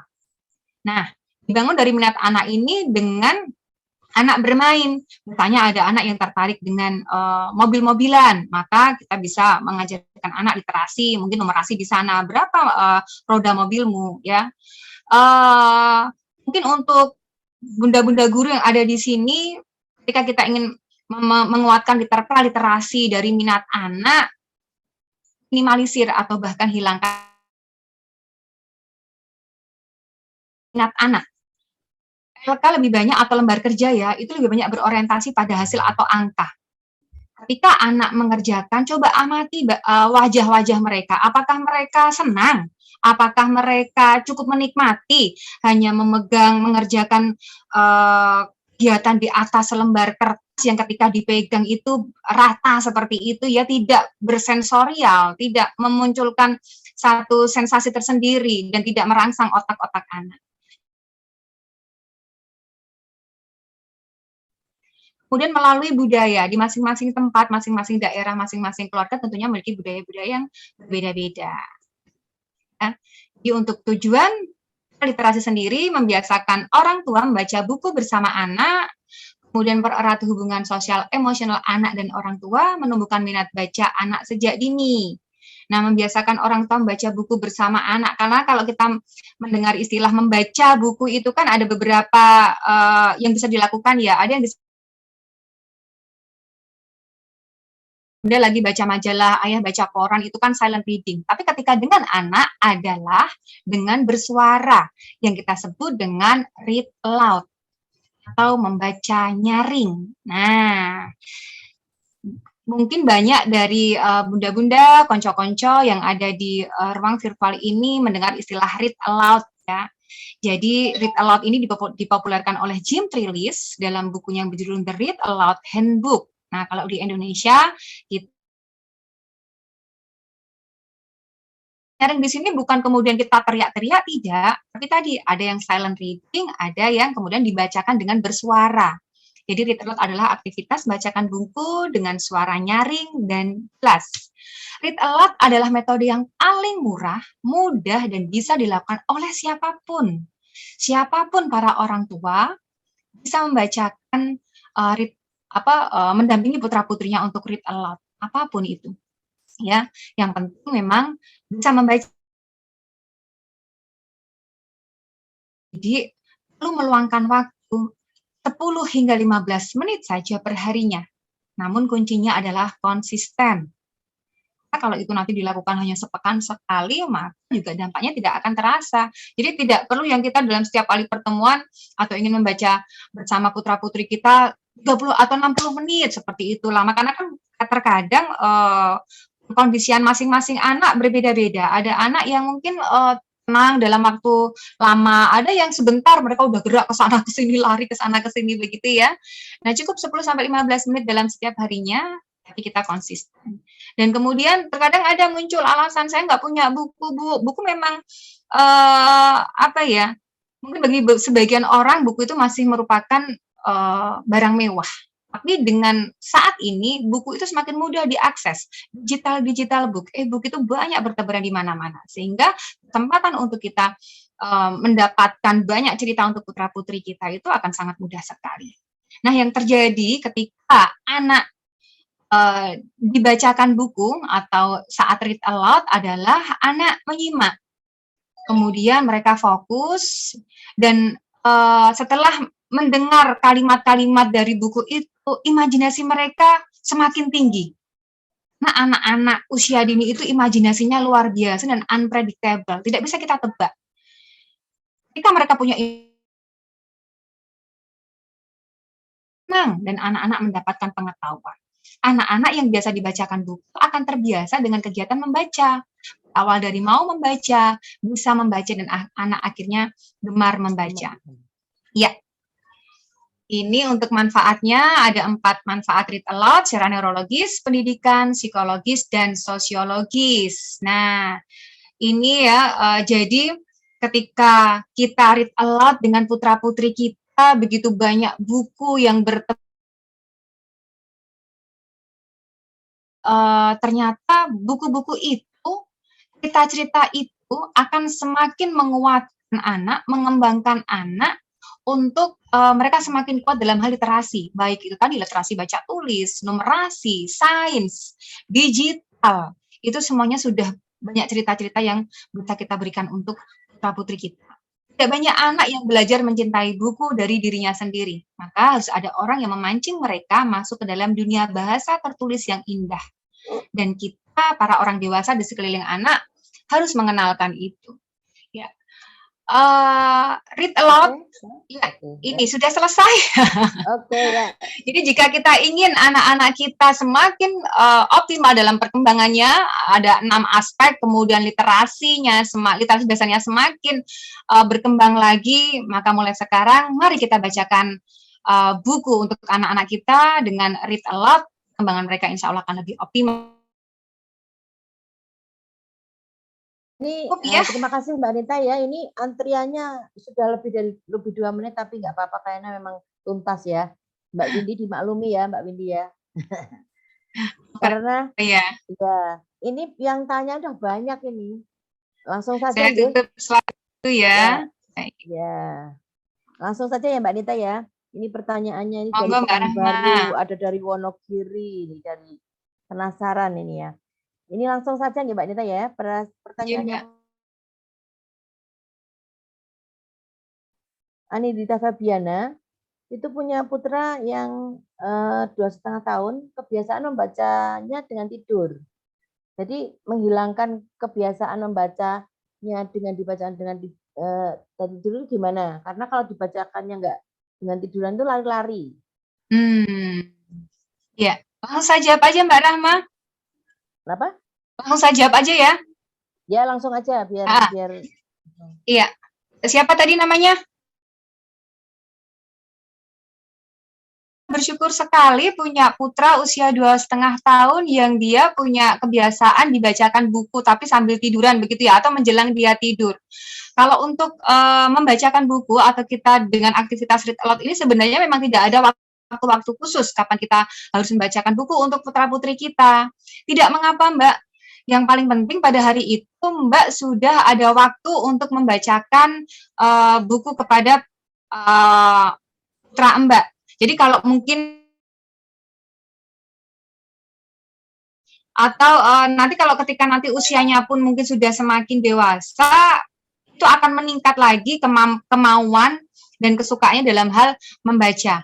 Karena ketika anak menjelang mau tidur, itu gelombang otak mereka itu sedang bagus-bagusnya. Jadi penguatan positif, cerita-cerita positif itu perlu kita berikan kepada anak kita, terlebih ketika mereka menjelang mau tidur. Makanya untuk bunda-bunda nih yang putra-putrinya karena mungkin banyak gerakannya atau mungkin dikasih tahu biasanya mereka masih ini ya masa-masanya mungkin yang anak-anak lebih gede gitu ya, menjelang mereka mau tidur tuh jangan diomelin, bunda-bunda jangan cerewet gitu kan. Nanti begitu mereka tidur itu akan masuk ke otak. Mimpi buruk ya nantinya. Ya, mimpi buruk masuk ke otak bawah sadar mereka. Jadi pentingnya sebelum tidur itu memberikan penguatan positif pada anak-anak. Hari ini kamu hebat, terima kasih ya. Bunda beruntung punya anak seperti tidak bisa Bunda sampaikan dengan cerita-cerita, dengan kisah-kisah tadi, dengan read aloud tadi, sehingga anak punya benar-benar apa ya, itu akan membekas pada otak anak dan itu akan cukup bagus untuk perkembangannya. Mungkin yang memang tadi Mbak Ninta tanyakan lebih detail dikit, kalau gimana kalau membaca itu sambil tiduran, begitu mungkin ya. Nah kalau untuk 2,5 tahun kan mereka memang belum bisa membaca, yang membacakan bundanya sambil duduk, tapi putranya sambil tidur tidak apa, karena bisa jadi mau bobo itu kalau terbiasa dengar suara ibunya terus nggak diceritain tuh dia nggak bisa tidur ya Mbak Rahma ya. Aku Ya. pokoknya mau bacain Bunda baca buku, tapi Bunda jangan berhenti sebelum aku tidur, biasanya seperti itu. Ya, karena kita sedang apa ya, mensimulasi literasi mereka, memberikan pembiasaan baik tidak mengapa Mbak. Nanti setelah seiring waktu mereka akan bertambah Latihan ya. frekuensi membaca itu, nanti mereka akan ini sendiri dengan penguatan-penguatan tentunya. Yuk kita duduk atau pas apa seperti itu seiring waktu, waktu usia. Nggih. Ya, oke. Lanjut. 2 pertanyaan jadi nyambung. Jadi ada bagaimana memotivasi orang tua murid agar mereka juga senang membacakan cerita. Ya. Dan juga orang tua murid yang bekerja nih, yang kedua, orang tuanya bekerja. Jadinya nggak punya waktu nih buat membacakan, dan yang kedua, orang tua yang suka memberi upah kepada anaknya. Akan memberi upah dengan melakukan apa terus kasih upah, gimana itu literasi numerasi ataupun nanti finansial dan sebagainya itu gimana? Apakah bagus memberi upah pada pekerjaan yang biasa dilakukan? Ya. Baik, yang pertama bagaimana mengkondisikan orang tua tadi ya berkaitan dengan pemahaman tentang literasi itu. Tapi sepertinya ini pendidik ya Mbak Rahma ya? Ya ada sebagian memang. Nggih, Bunda. Jadi kita sebagai pendidik berkaitan bagaimana cara menghadapi murid-murid kita. Sementara orang tua, meskipun orang tua diamanahkan putra-putri, belum tentu mereka memiliki kemampuan pedagogis seperti seorang guru. Jadi tugas para guru adalah bekerja sama dengan orang tua. Itulah kenapa perlu adanya sebuah sinergi antara sekolah dengan rumah. Sehingga kerjasama itu dalam hal pendidikan itu akan lebih optimal. Ketika orang tua belum paham, memang karena mungkin dengan aktivitas mereka juga harus difahamkan. Nah, bagaimana caranya? Bunda bisa membuat satu program parenting atau bertemu dengan para orang tua, berikan materi-materi tentang pengasuhan anak usia dini. Sehingga orang tua semakin terbuka wawasannya, bersinergi dengan sekolah, itu tidak hanya sekedar menuntut, pokoknya keluar dari TK anak saya harus bisa membaca, harus bisa menulis. Tapi bekali juga dengan pengetahuan bahwa ternyata untuk anak usia dini itu bukan membaca dan menulis yang menjadi prioritas,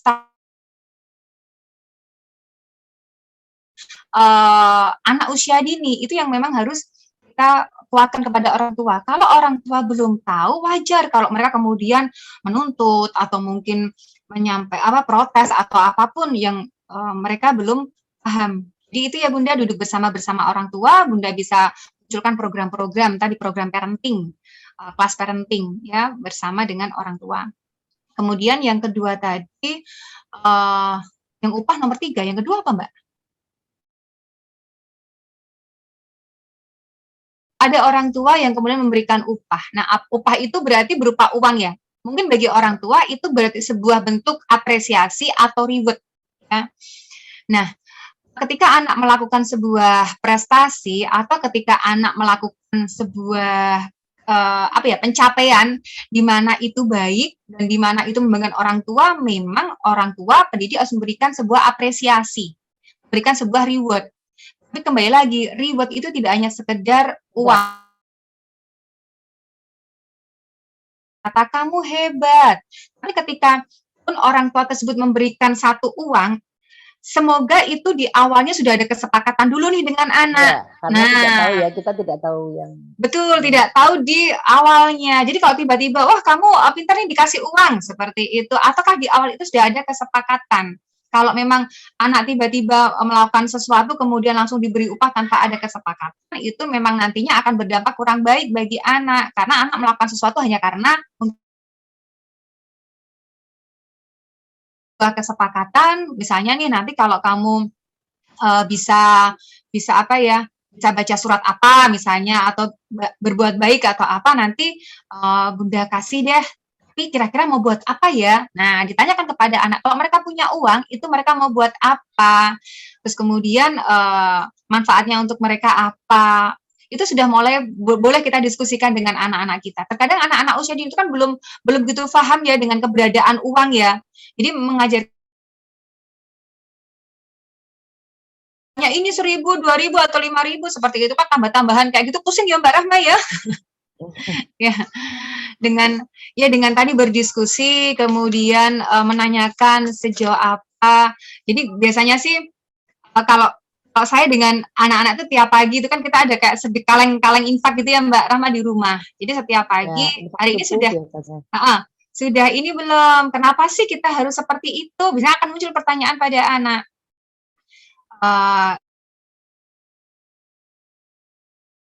Yang membahas tentang itu nanti akan sangat bagus berkesan buat anak, sehingga anak juga tidak hanya literasi numerasinya, tapi bagaimana tadi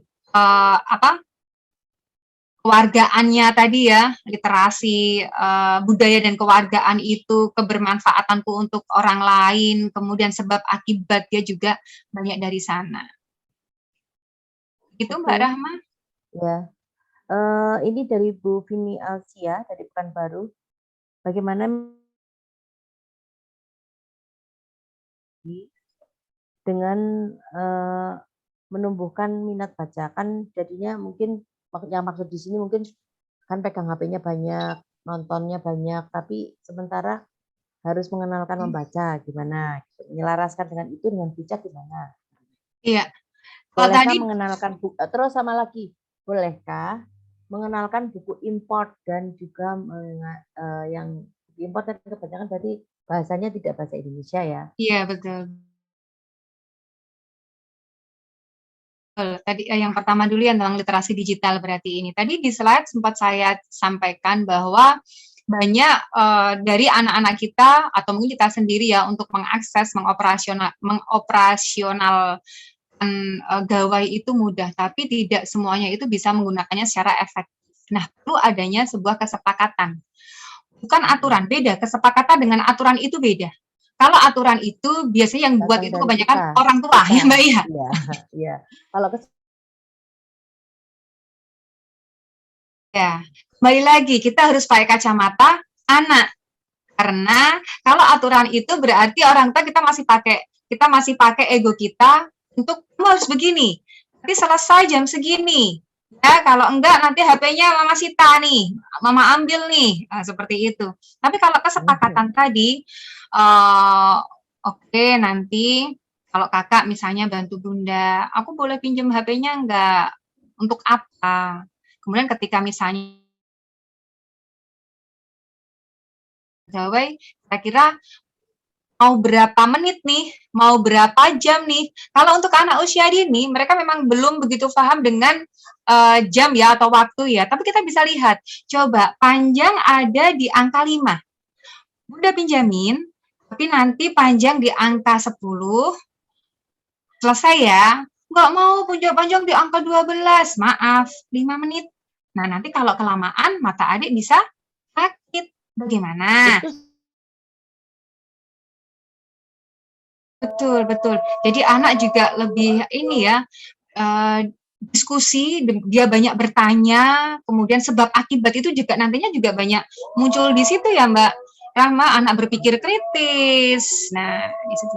Jadi dengan adanya kesepakatan dengan Ananda Bunda di situ, baru kemudian memang akan butuh waktu juangan ya, ketika mungkin anak sudah terbiasa dengan gawai, akhirnya mengalihkan dengan baca. Tapi kembali lagi, anak belajar. Para orang tua ingin anak-anak dekat dengan buku, maka orang tua dekatlah dengan buku dulu. Kita ingin anak-anak kita banyak membaca, maka para orang tua mulai atau dengan membaca dulu.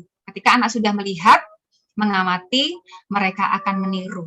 Karena karakter anak usia dini itu adalah mereka pengamat, kemudian mereka merekam, setelah itu mereka menirukan, peniru ulung ya, penjelajah sejati dan peniru ulung tuh. Jadi memang para orang tua harus berhati-hati ketika bersikap berbicara di depan putra putrinya.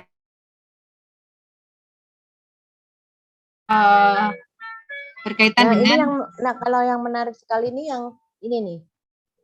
Bimbel itu bisa dikatakan, apakah bimbel itu bisa dikatakan praliterasi?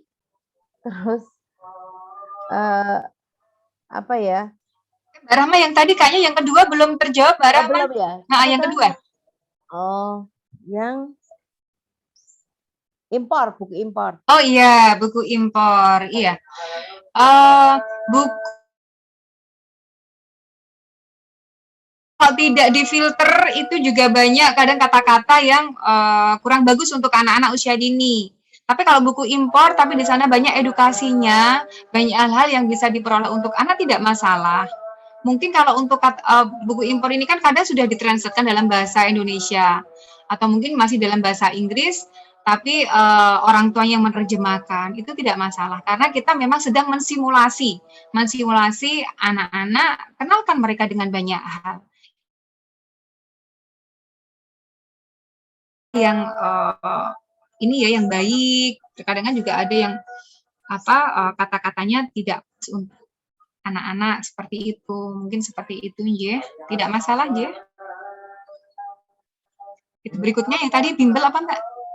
Bimbel itu apakah bisa dikatakan praliterasi? Praliterasi, oh berarti bimbel untuk Mbak anak. Suci.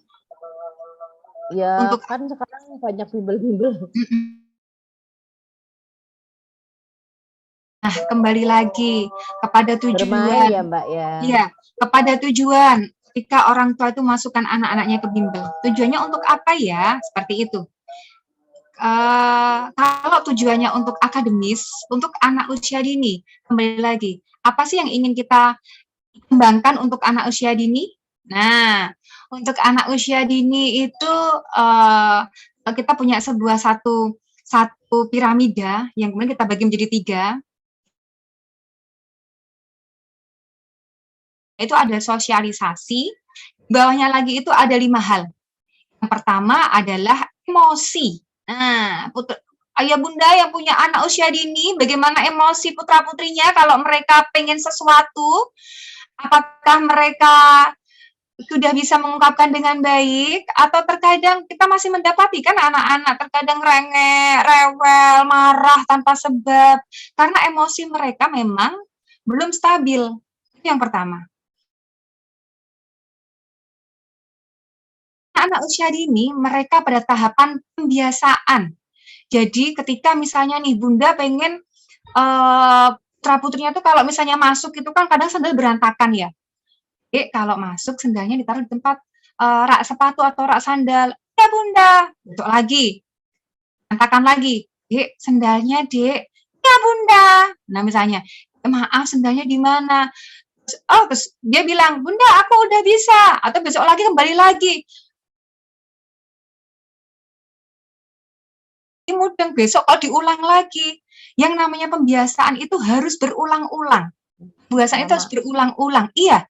Dan itu butuh waktu lama.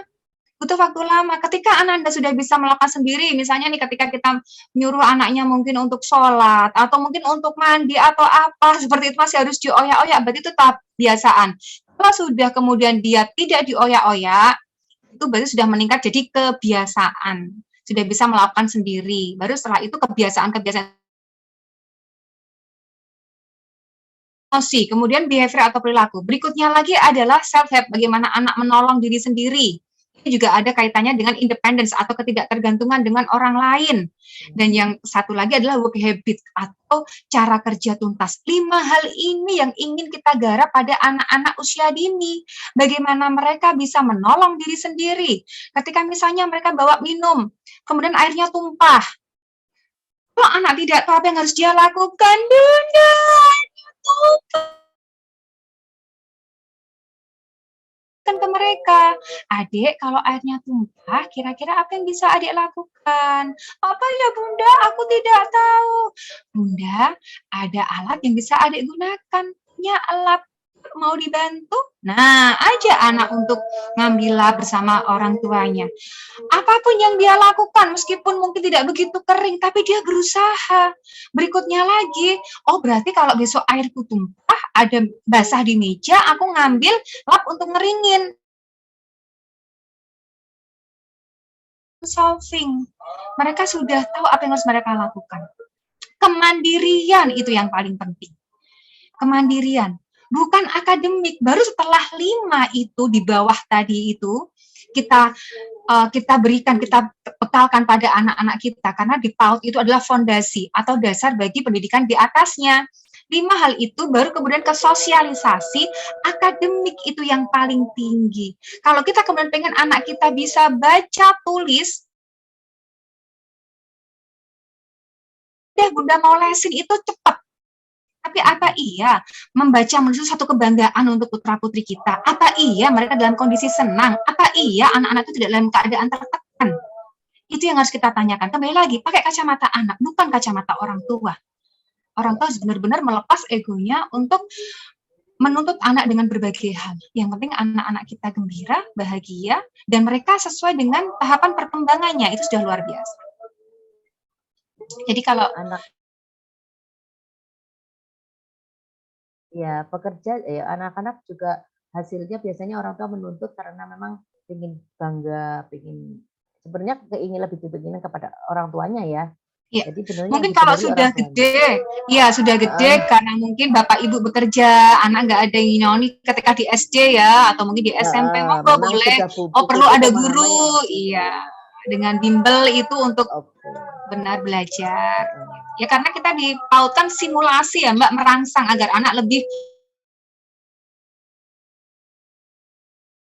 Buku Nia dari Wahyuningsi, dari Tias, dari Wonogiri ini jawabannya paling singkat, Mbak.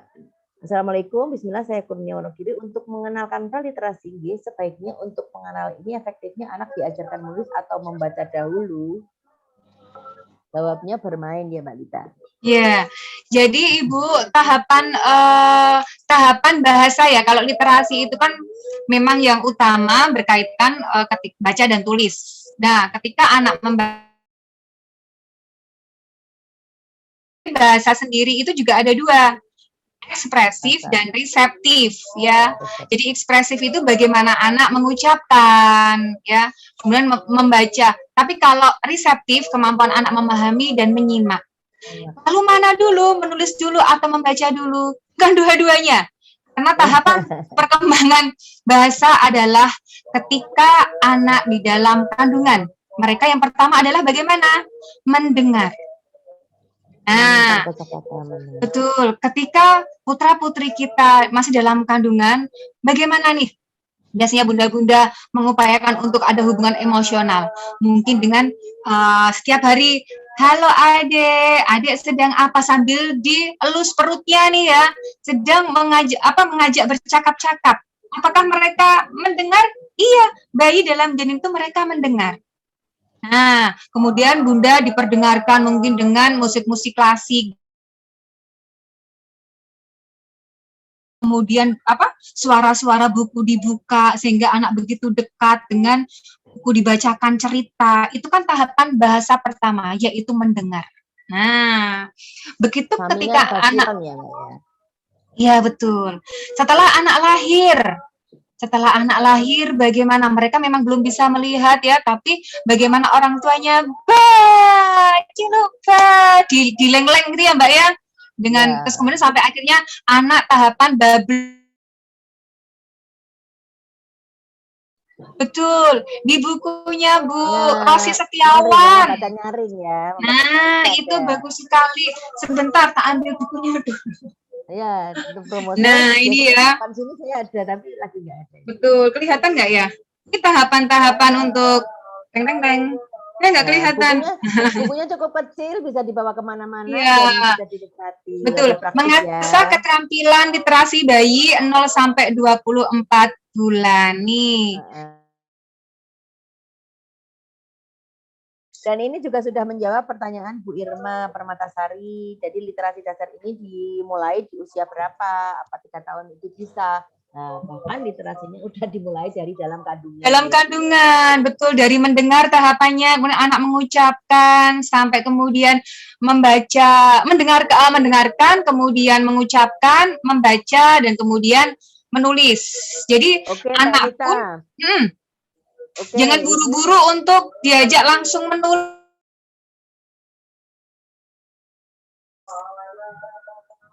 Oke, ini terakhir ya. Nanti bisa diteruskan di grup ya Mbak Nita ya, di WA ya. Oke, Mbak, siap. Ini dari Bu Asmi Nur Rahmawati dari Magelang. Terkait literasi untuk anak usia dini, sekarang ini saya banyak melihat anak usia 4 tahun sudah pandai membaca. Apakah hal tersebut tidak apa-apa atau ada efek negatifnya? Karena sisi lain saya khawatir secara Iya. Iya, betul Bunda. 4 tahun sudah bisa membaca. Kita akan mencermati bagaimana proses membacanya. Nah, prosesnya Mbak Nita ya. Iya. Jadi yang dilihat tadi yang Bunda amati mungkin hasil akhirnya, ya anak bisa membaca, tapi prosesnya. Kalau kemudian anak itu bisa membaca sendirinya karena di prosesnya bermain dan petata aksaraannya cukup cepat, itu tidak masalah. Tapi kalau tadi proses untuk bisa membacanya dengan dibimbel, anak tertekan, nah, secara psikologis pasti akan sangat berpengaruh. Dan biasanya ini ya mungkin memang benar-benar kita nggak pernah tahu nih ke depan ya anak-anak kita seperti apa. Tapi biasanya anak yang cepat bisa itu nantinya mereka sudah mulai ada kebosanan cepat ya Mbak Rahma ya. Jadi, jangan pernah terlena dengan kemampuan yang anak kita miliki untuk saat ini, saat di usia dini. Yang paling penting adalah nikmati setiap prosesnya. Nikmati setiap prosesnya. Orang tua jangan terkecoh dengan hasil akhir. Misalnya ketika di sekolah, kemudian ketemu dengan anak teman-temannya atau mama-mama yang lain, anakku udah bisa baca, wah udah bingung deh, kamu kok nggak bisa baca, kayak gitu ya. Dibandingin lagi. Ya, jangan bandingkan. Tapi nikmati prosesnya. Anak kita adalah yang terbaik ya. Jadi setiap anak itu unik, dampingi mereka, posisikan. Oke Mbak Nita, ini kan tadi kan baca yang ada di chat ya. Sekarang yang secara langsung adakah yang raise hand? Saya lihat. Satu aja, karena waktunya sudah ada. Adakah yang ingin bertanya secara langsung? Oh, kayaknya sudah jelas semuanya Mbak Nita, sudah disarikan dari pertanyaan-pertanyaan yang memang tadi beragam ya. Kita mau closing statement dulu, monggo. Ya, bunda-bunda yang hadir di sini, mungkin yang memiliki putra-putri usia dini ya, ketika kita berbicara anak usia dini itu, wah luar biasa, amazing ya. Pasti selalu ada cerita dari anak-anak kita. Celoteh-celoteh mereka itu tidak bisa kita abaikan begitu saja. Apapun itu menunjukkan kembangan mereka, karena membuat apa yang anak pikirkan itu terus meningkat lebih tinggi. Sampai mereka pada tahapan kreatif, kemudian menjadi anak-anak yang bermanfaat. Luangkan waktu bersama putra-putri, dengarkan celoteh mereka, respon dengan pertanyaan-pertanyaan terbuka. Pertanyaan terbuka itu pertanyaan yang jawabannya tidak ada yang salah. Ya, biarkan anak terus memberikan celoteh-celotehnya, komunikatif, dan semoga anak-anak kita adalah menjadi anak-anak yang pintar, cerdas, tapi mereka juga bisa kolaboratif dengan orang-orang nanti yang di sekitarnya. Mungkin itu nggih. Dan bunda-bunda kembali lagi ketika berkomunikasi atau mendampingi putra-putrinya, lepas kacamata kita, pakai kacamata anak-anak kita, sehingga kita bisa lebih masuk. Dan jangan lelah untuk bisa membacakan buku kepada putra-putri kita, selalu read aloud setiap hari, hanya 10-15 menit saja, tapi dampaknya sangat luar biasa. Mungkin itu Mbak Rahma. Ya, terima kasih Mbak Nita. Teman-teman semuanya yang telah hadir, ayah bunda dan emak-emak dan juga anak-anak yang sudah ikut, kita semakin paham dengan literasi ini. 6 dasar, kenapa dahsyat, begitu dahsyatnya Read Aloud bisa mengantarkan, bisa membumikan 6 literasi dasar itu. Kan literasi nasional ini adalah membentuk karakter anak. Ya, seperti juga di buku Read Aloud Handbook di Gentrylis ya, yang di situ ada bila Gentrylis ditanya oleh orang tua, bila ada orang tua yang menanyakan apa yang harus diberikan kepada anak-anak, apakah mainan, ya mainan pendidikan yang berupa pendidikan yang mahal, musik klasik, atau melarang mereka menonton TV, atau mendekatkan mereka dengan komputer sejak dini, mana yang dipilih? Dan Gentrylis mengatakan bacakan buku dengan nyaring 10-15 menit setiap hari. Dan itu cukup untuk bisa membuat kosakata anak, sinap-sinapnya akan tumbuh, dan seperti yang dikatakan Bu Nita dari pembiasaan. Kembali lagi, 80% dari anak usia dini adalah pembiasaan. Pembiasaan baik dari mana? Tetap dari rumah. Jadi dibacakan cerita akan menumbuhkan kosakata. Kebiasaan anak tidak merasa sendiri melakukannya karena bersama orang tua di rumah. Itu yang bisa Oh iya Mbak Rahma. Gimana? Ini karena hari ini kan hari Ahad ya, yang seharusnya para bunda tadi mendampingi mungkin biasanya waktu bersama keluarga. Tadi juga sudah saya sampaikan ke panitia, saya menyiapkan 2 lukisan untuk bunda-bunda nanti ya. Mungkin nitip nih untuk putra-putrinya nanti di rumah, tapi memberikan testimoni nanti ya di medsosnya masing-masing. Mungkin nanti dan juga dari panitia yang akan juga di RAJ-nya juga di tag ya Bunda, kalau nanti mengikuti merasa mendapatkan manfaat yang luar biasa dari acara kita ini, bisa menuliskan testimoninya di medsosnya, di Facebook ataupun di IG-nya, nanti di tag Read Aloud Jateng. Jadi kita bersiar insya Allah memberi informasi baik kepada banyak orang, juga akan kembali kepada kita kebaikannya ya. Dan itu saja yang bisa saya sampaikan dan juga membersamai Bu Nita. Dan apabila ada kesalahan dan juga kekurangan, kami mohon maaf yang sebesar-besarnya. Saya hanya ingin berpesan, teruslah berusaha untuk membaca nyaring sesibuk apapun, bisa dengan buku digital ataupun buku fisik. Tidak ada halangan untuk itu, semakin akses semakin mudah.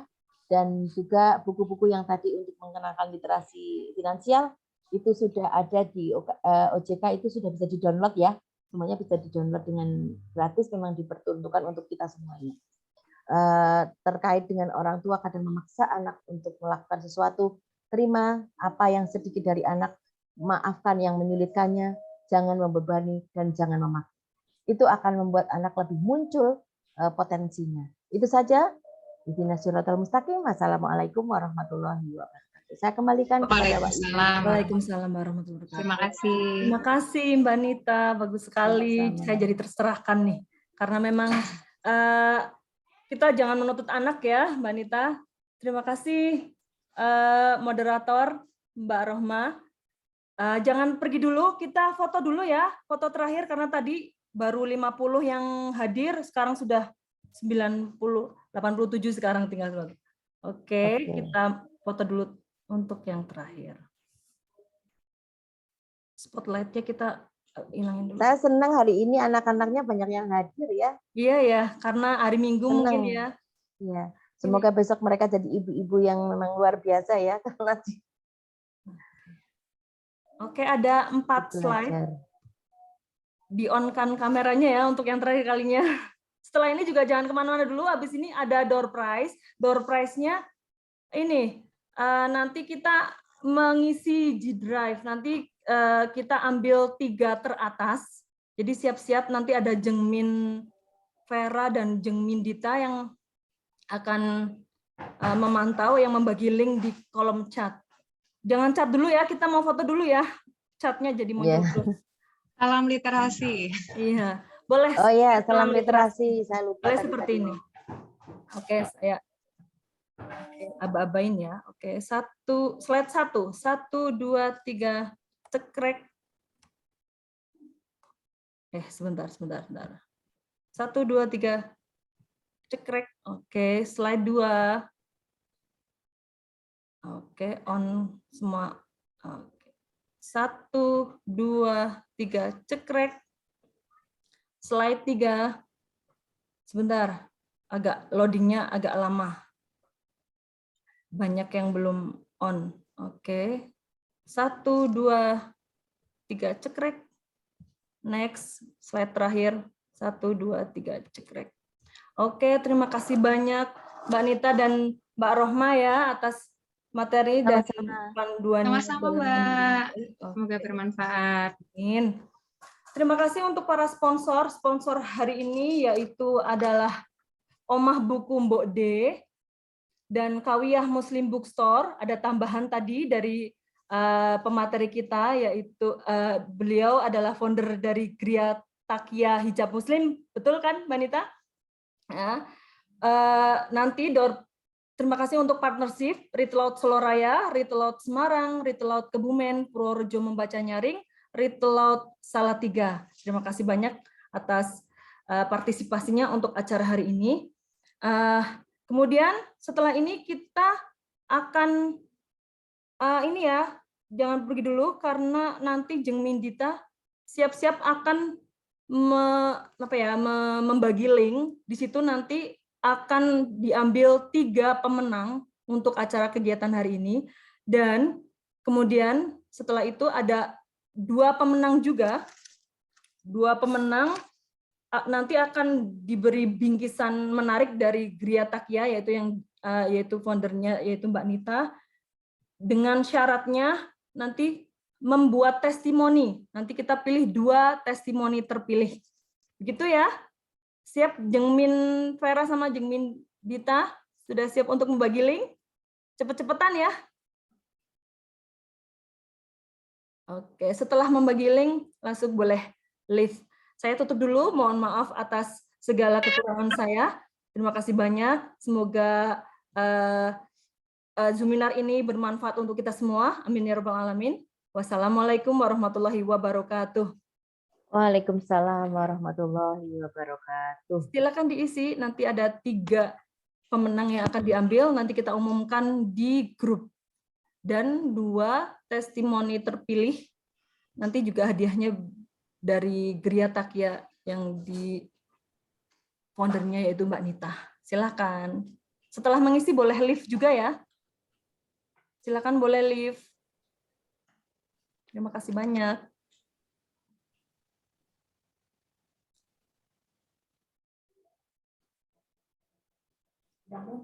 Bentar.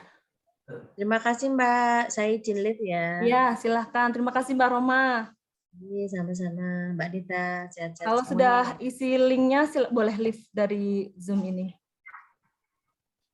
Ya, boleh live ya. Baik, terima Ya. kasih ya Mbak ya. Itu Manita. Wanita.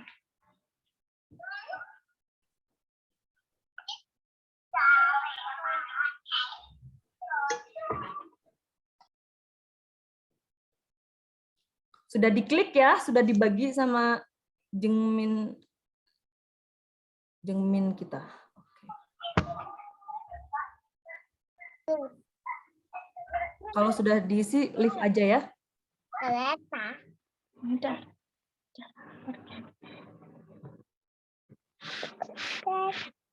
Itu. Iya. Itu kereta Dewa Mangsa. Iya, iya, iya, iya, iya, iya, iya, iya, iya, iya, iya, iya, iya, iya, iya, iya.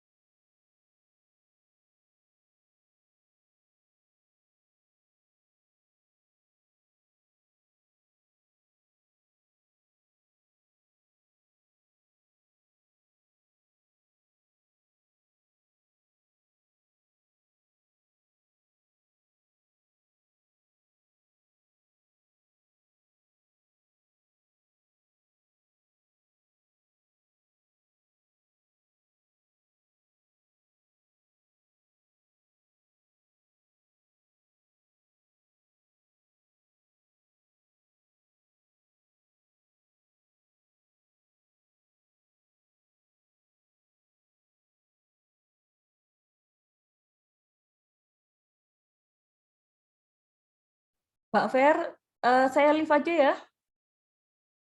Beta. Oke.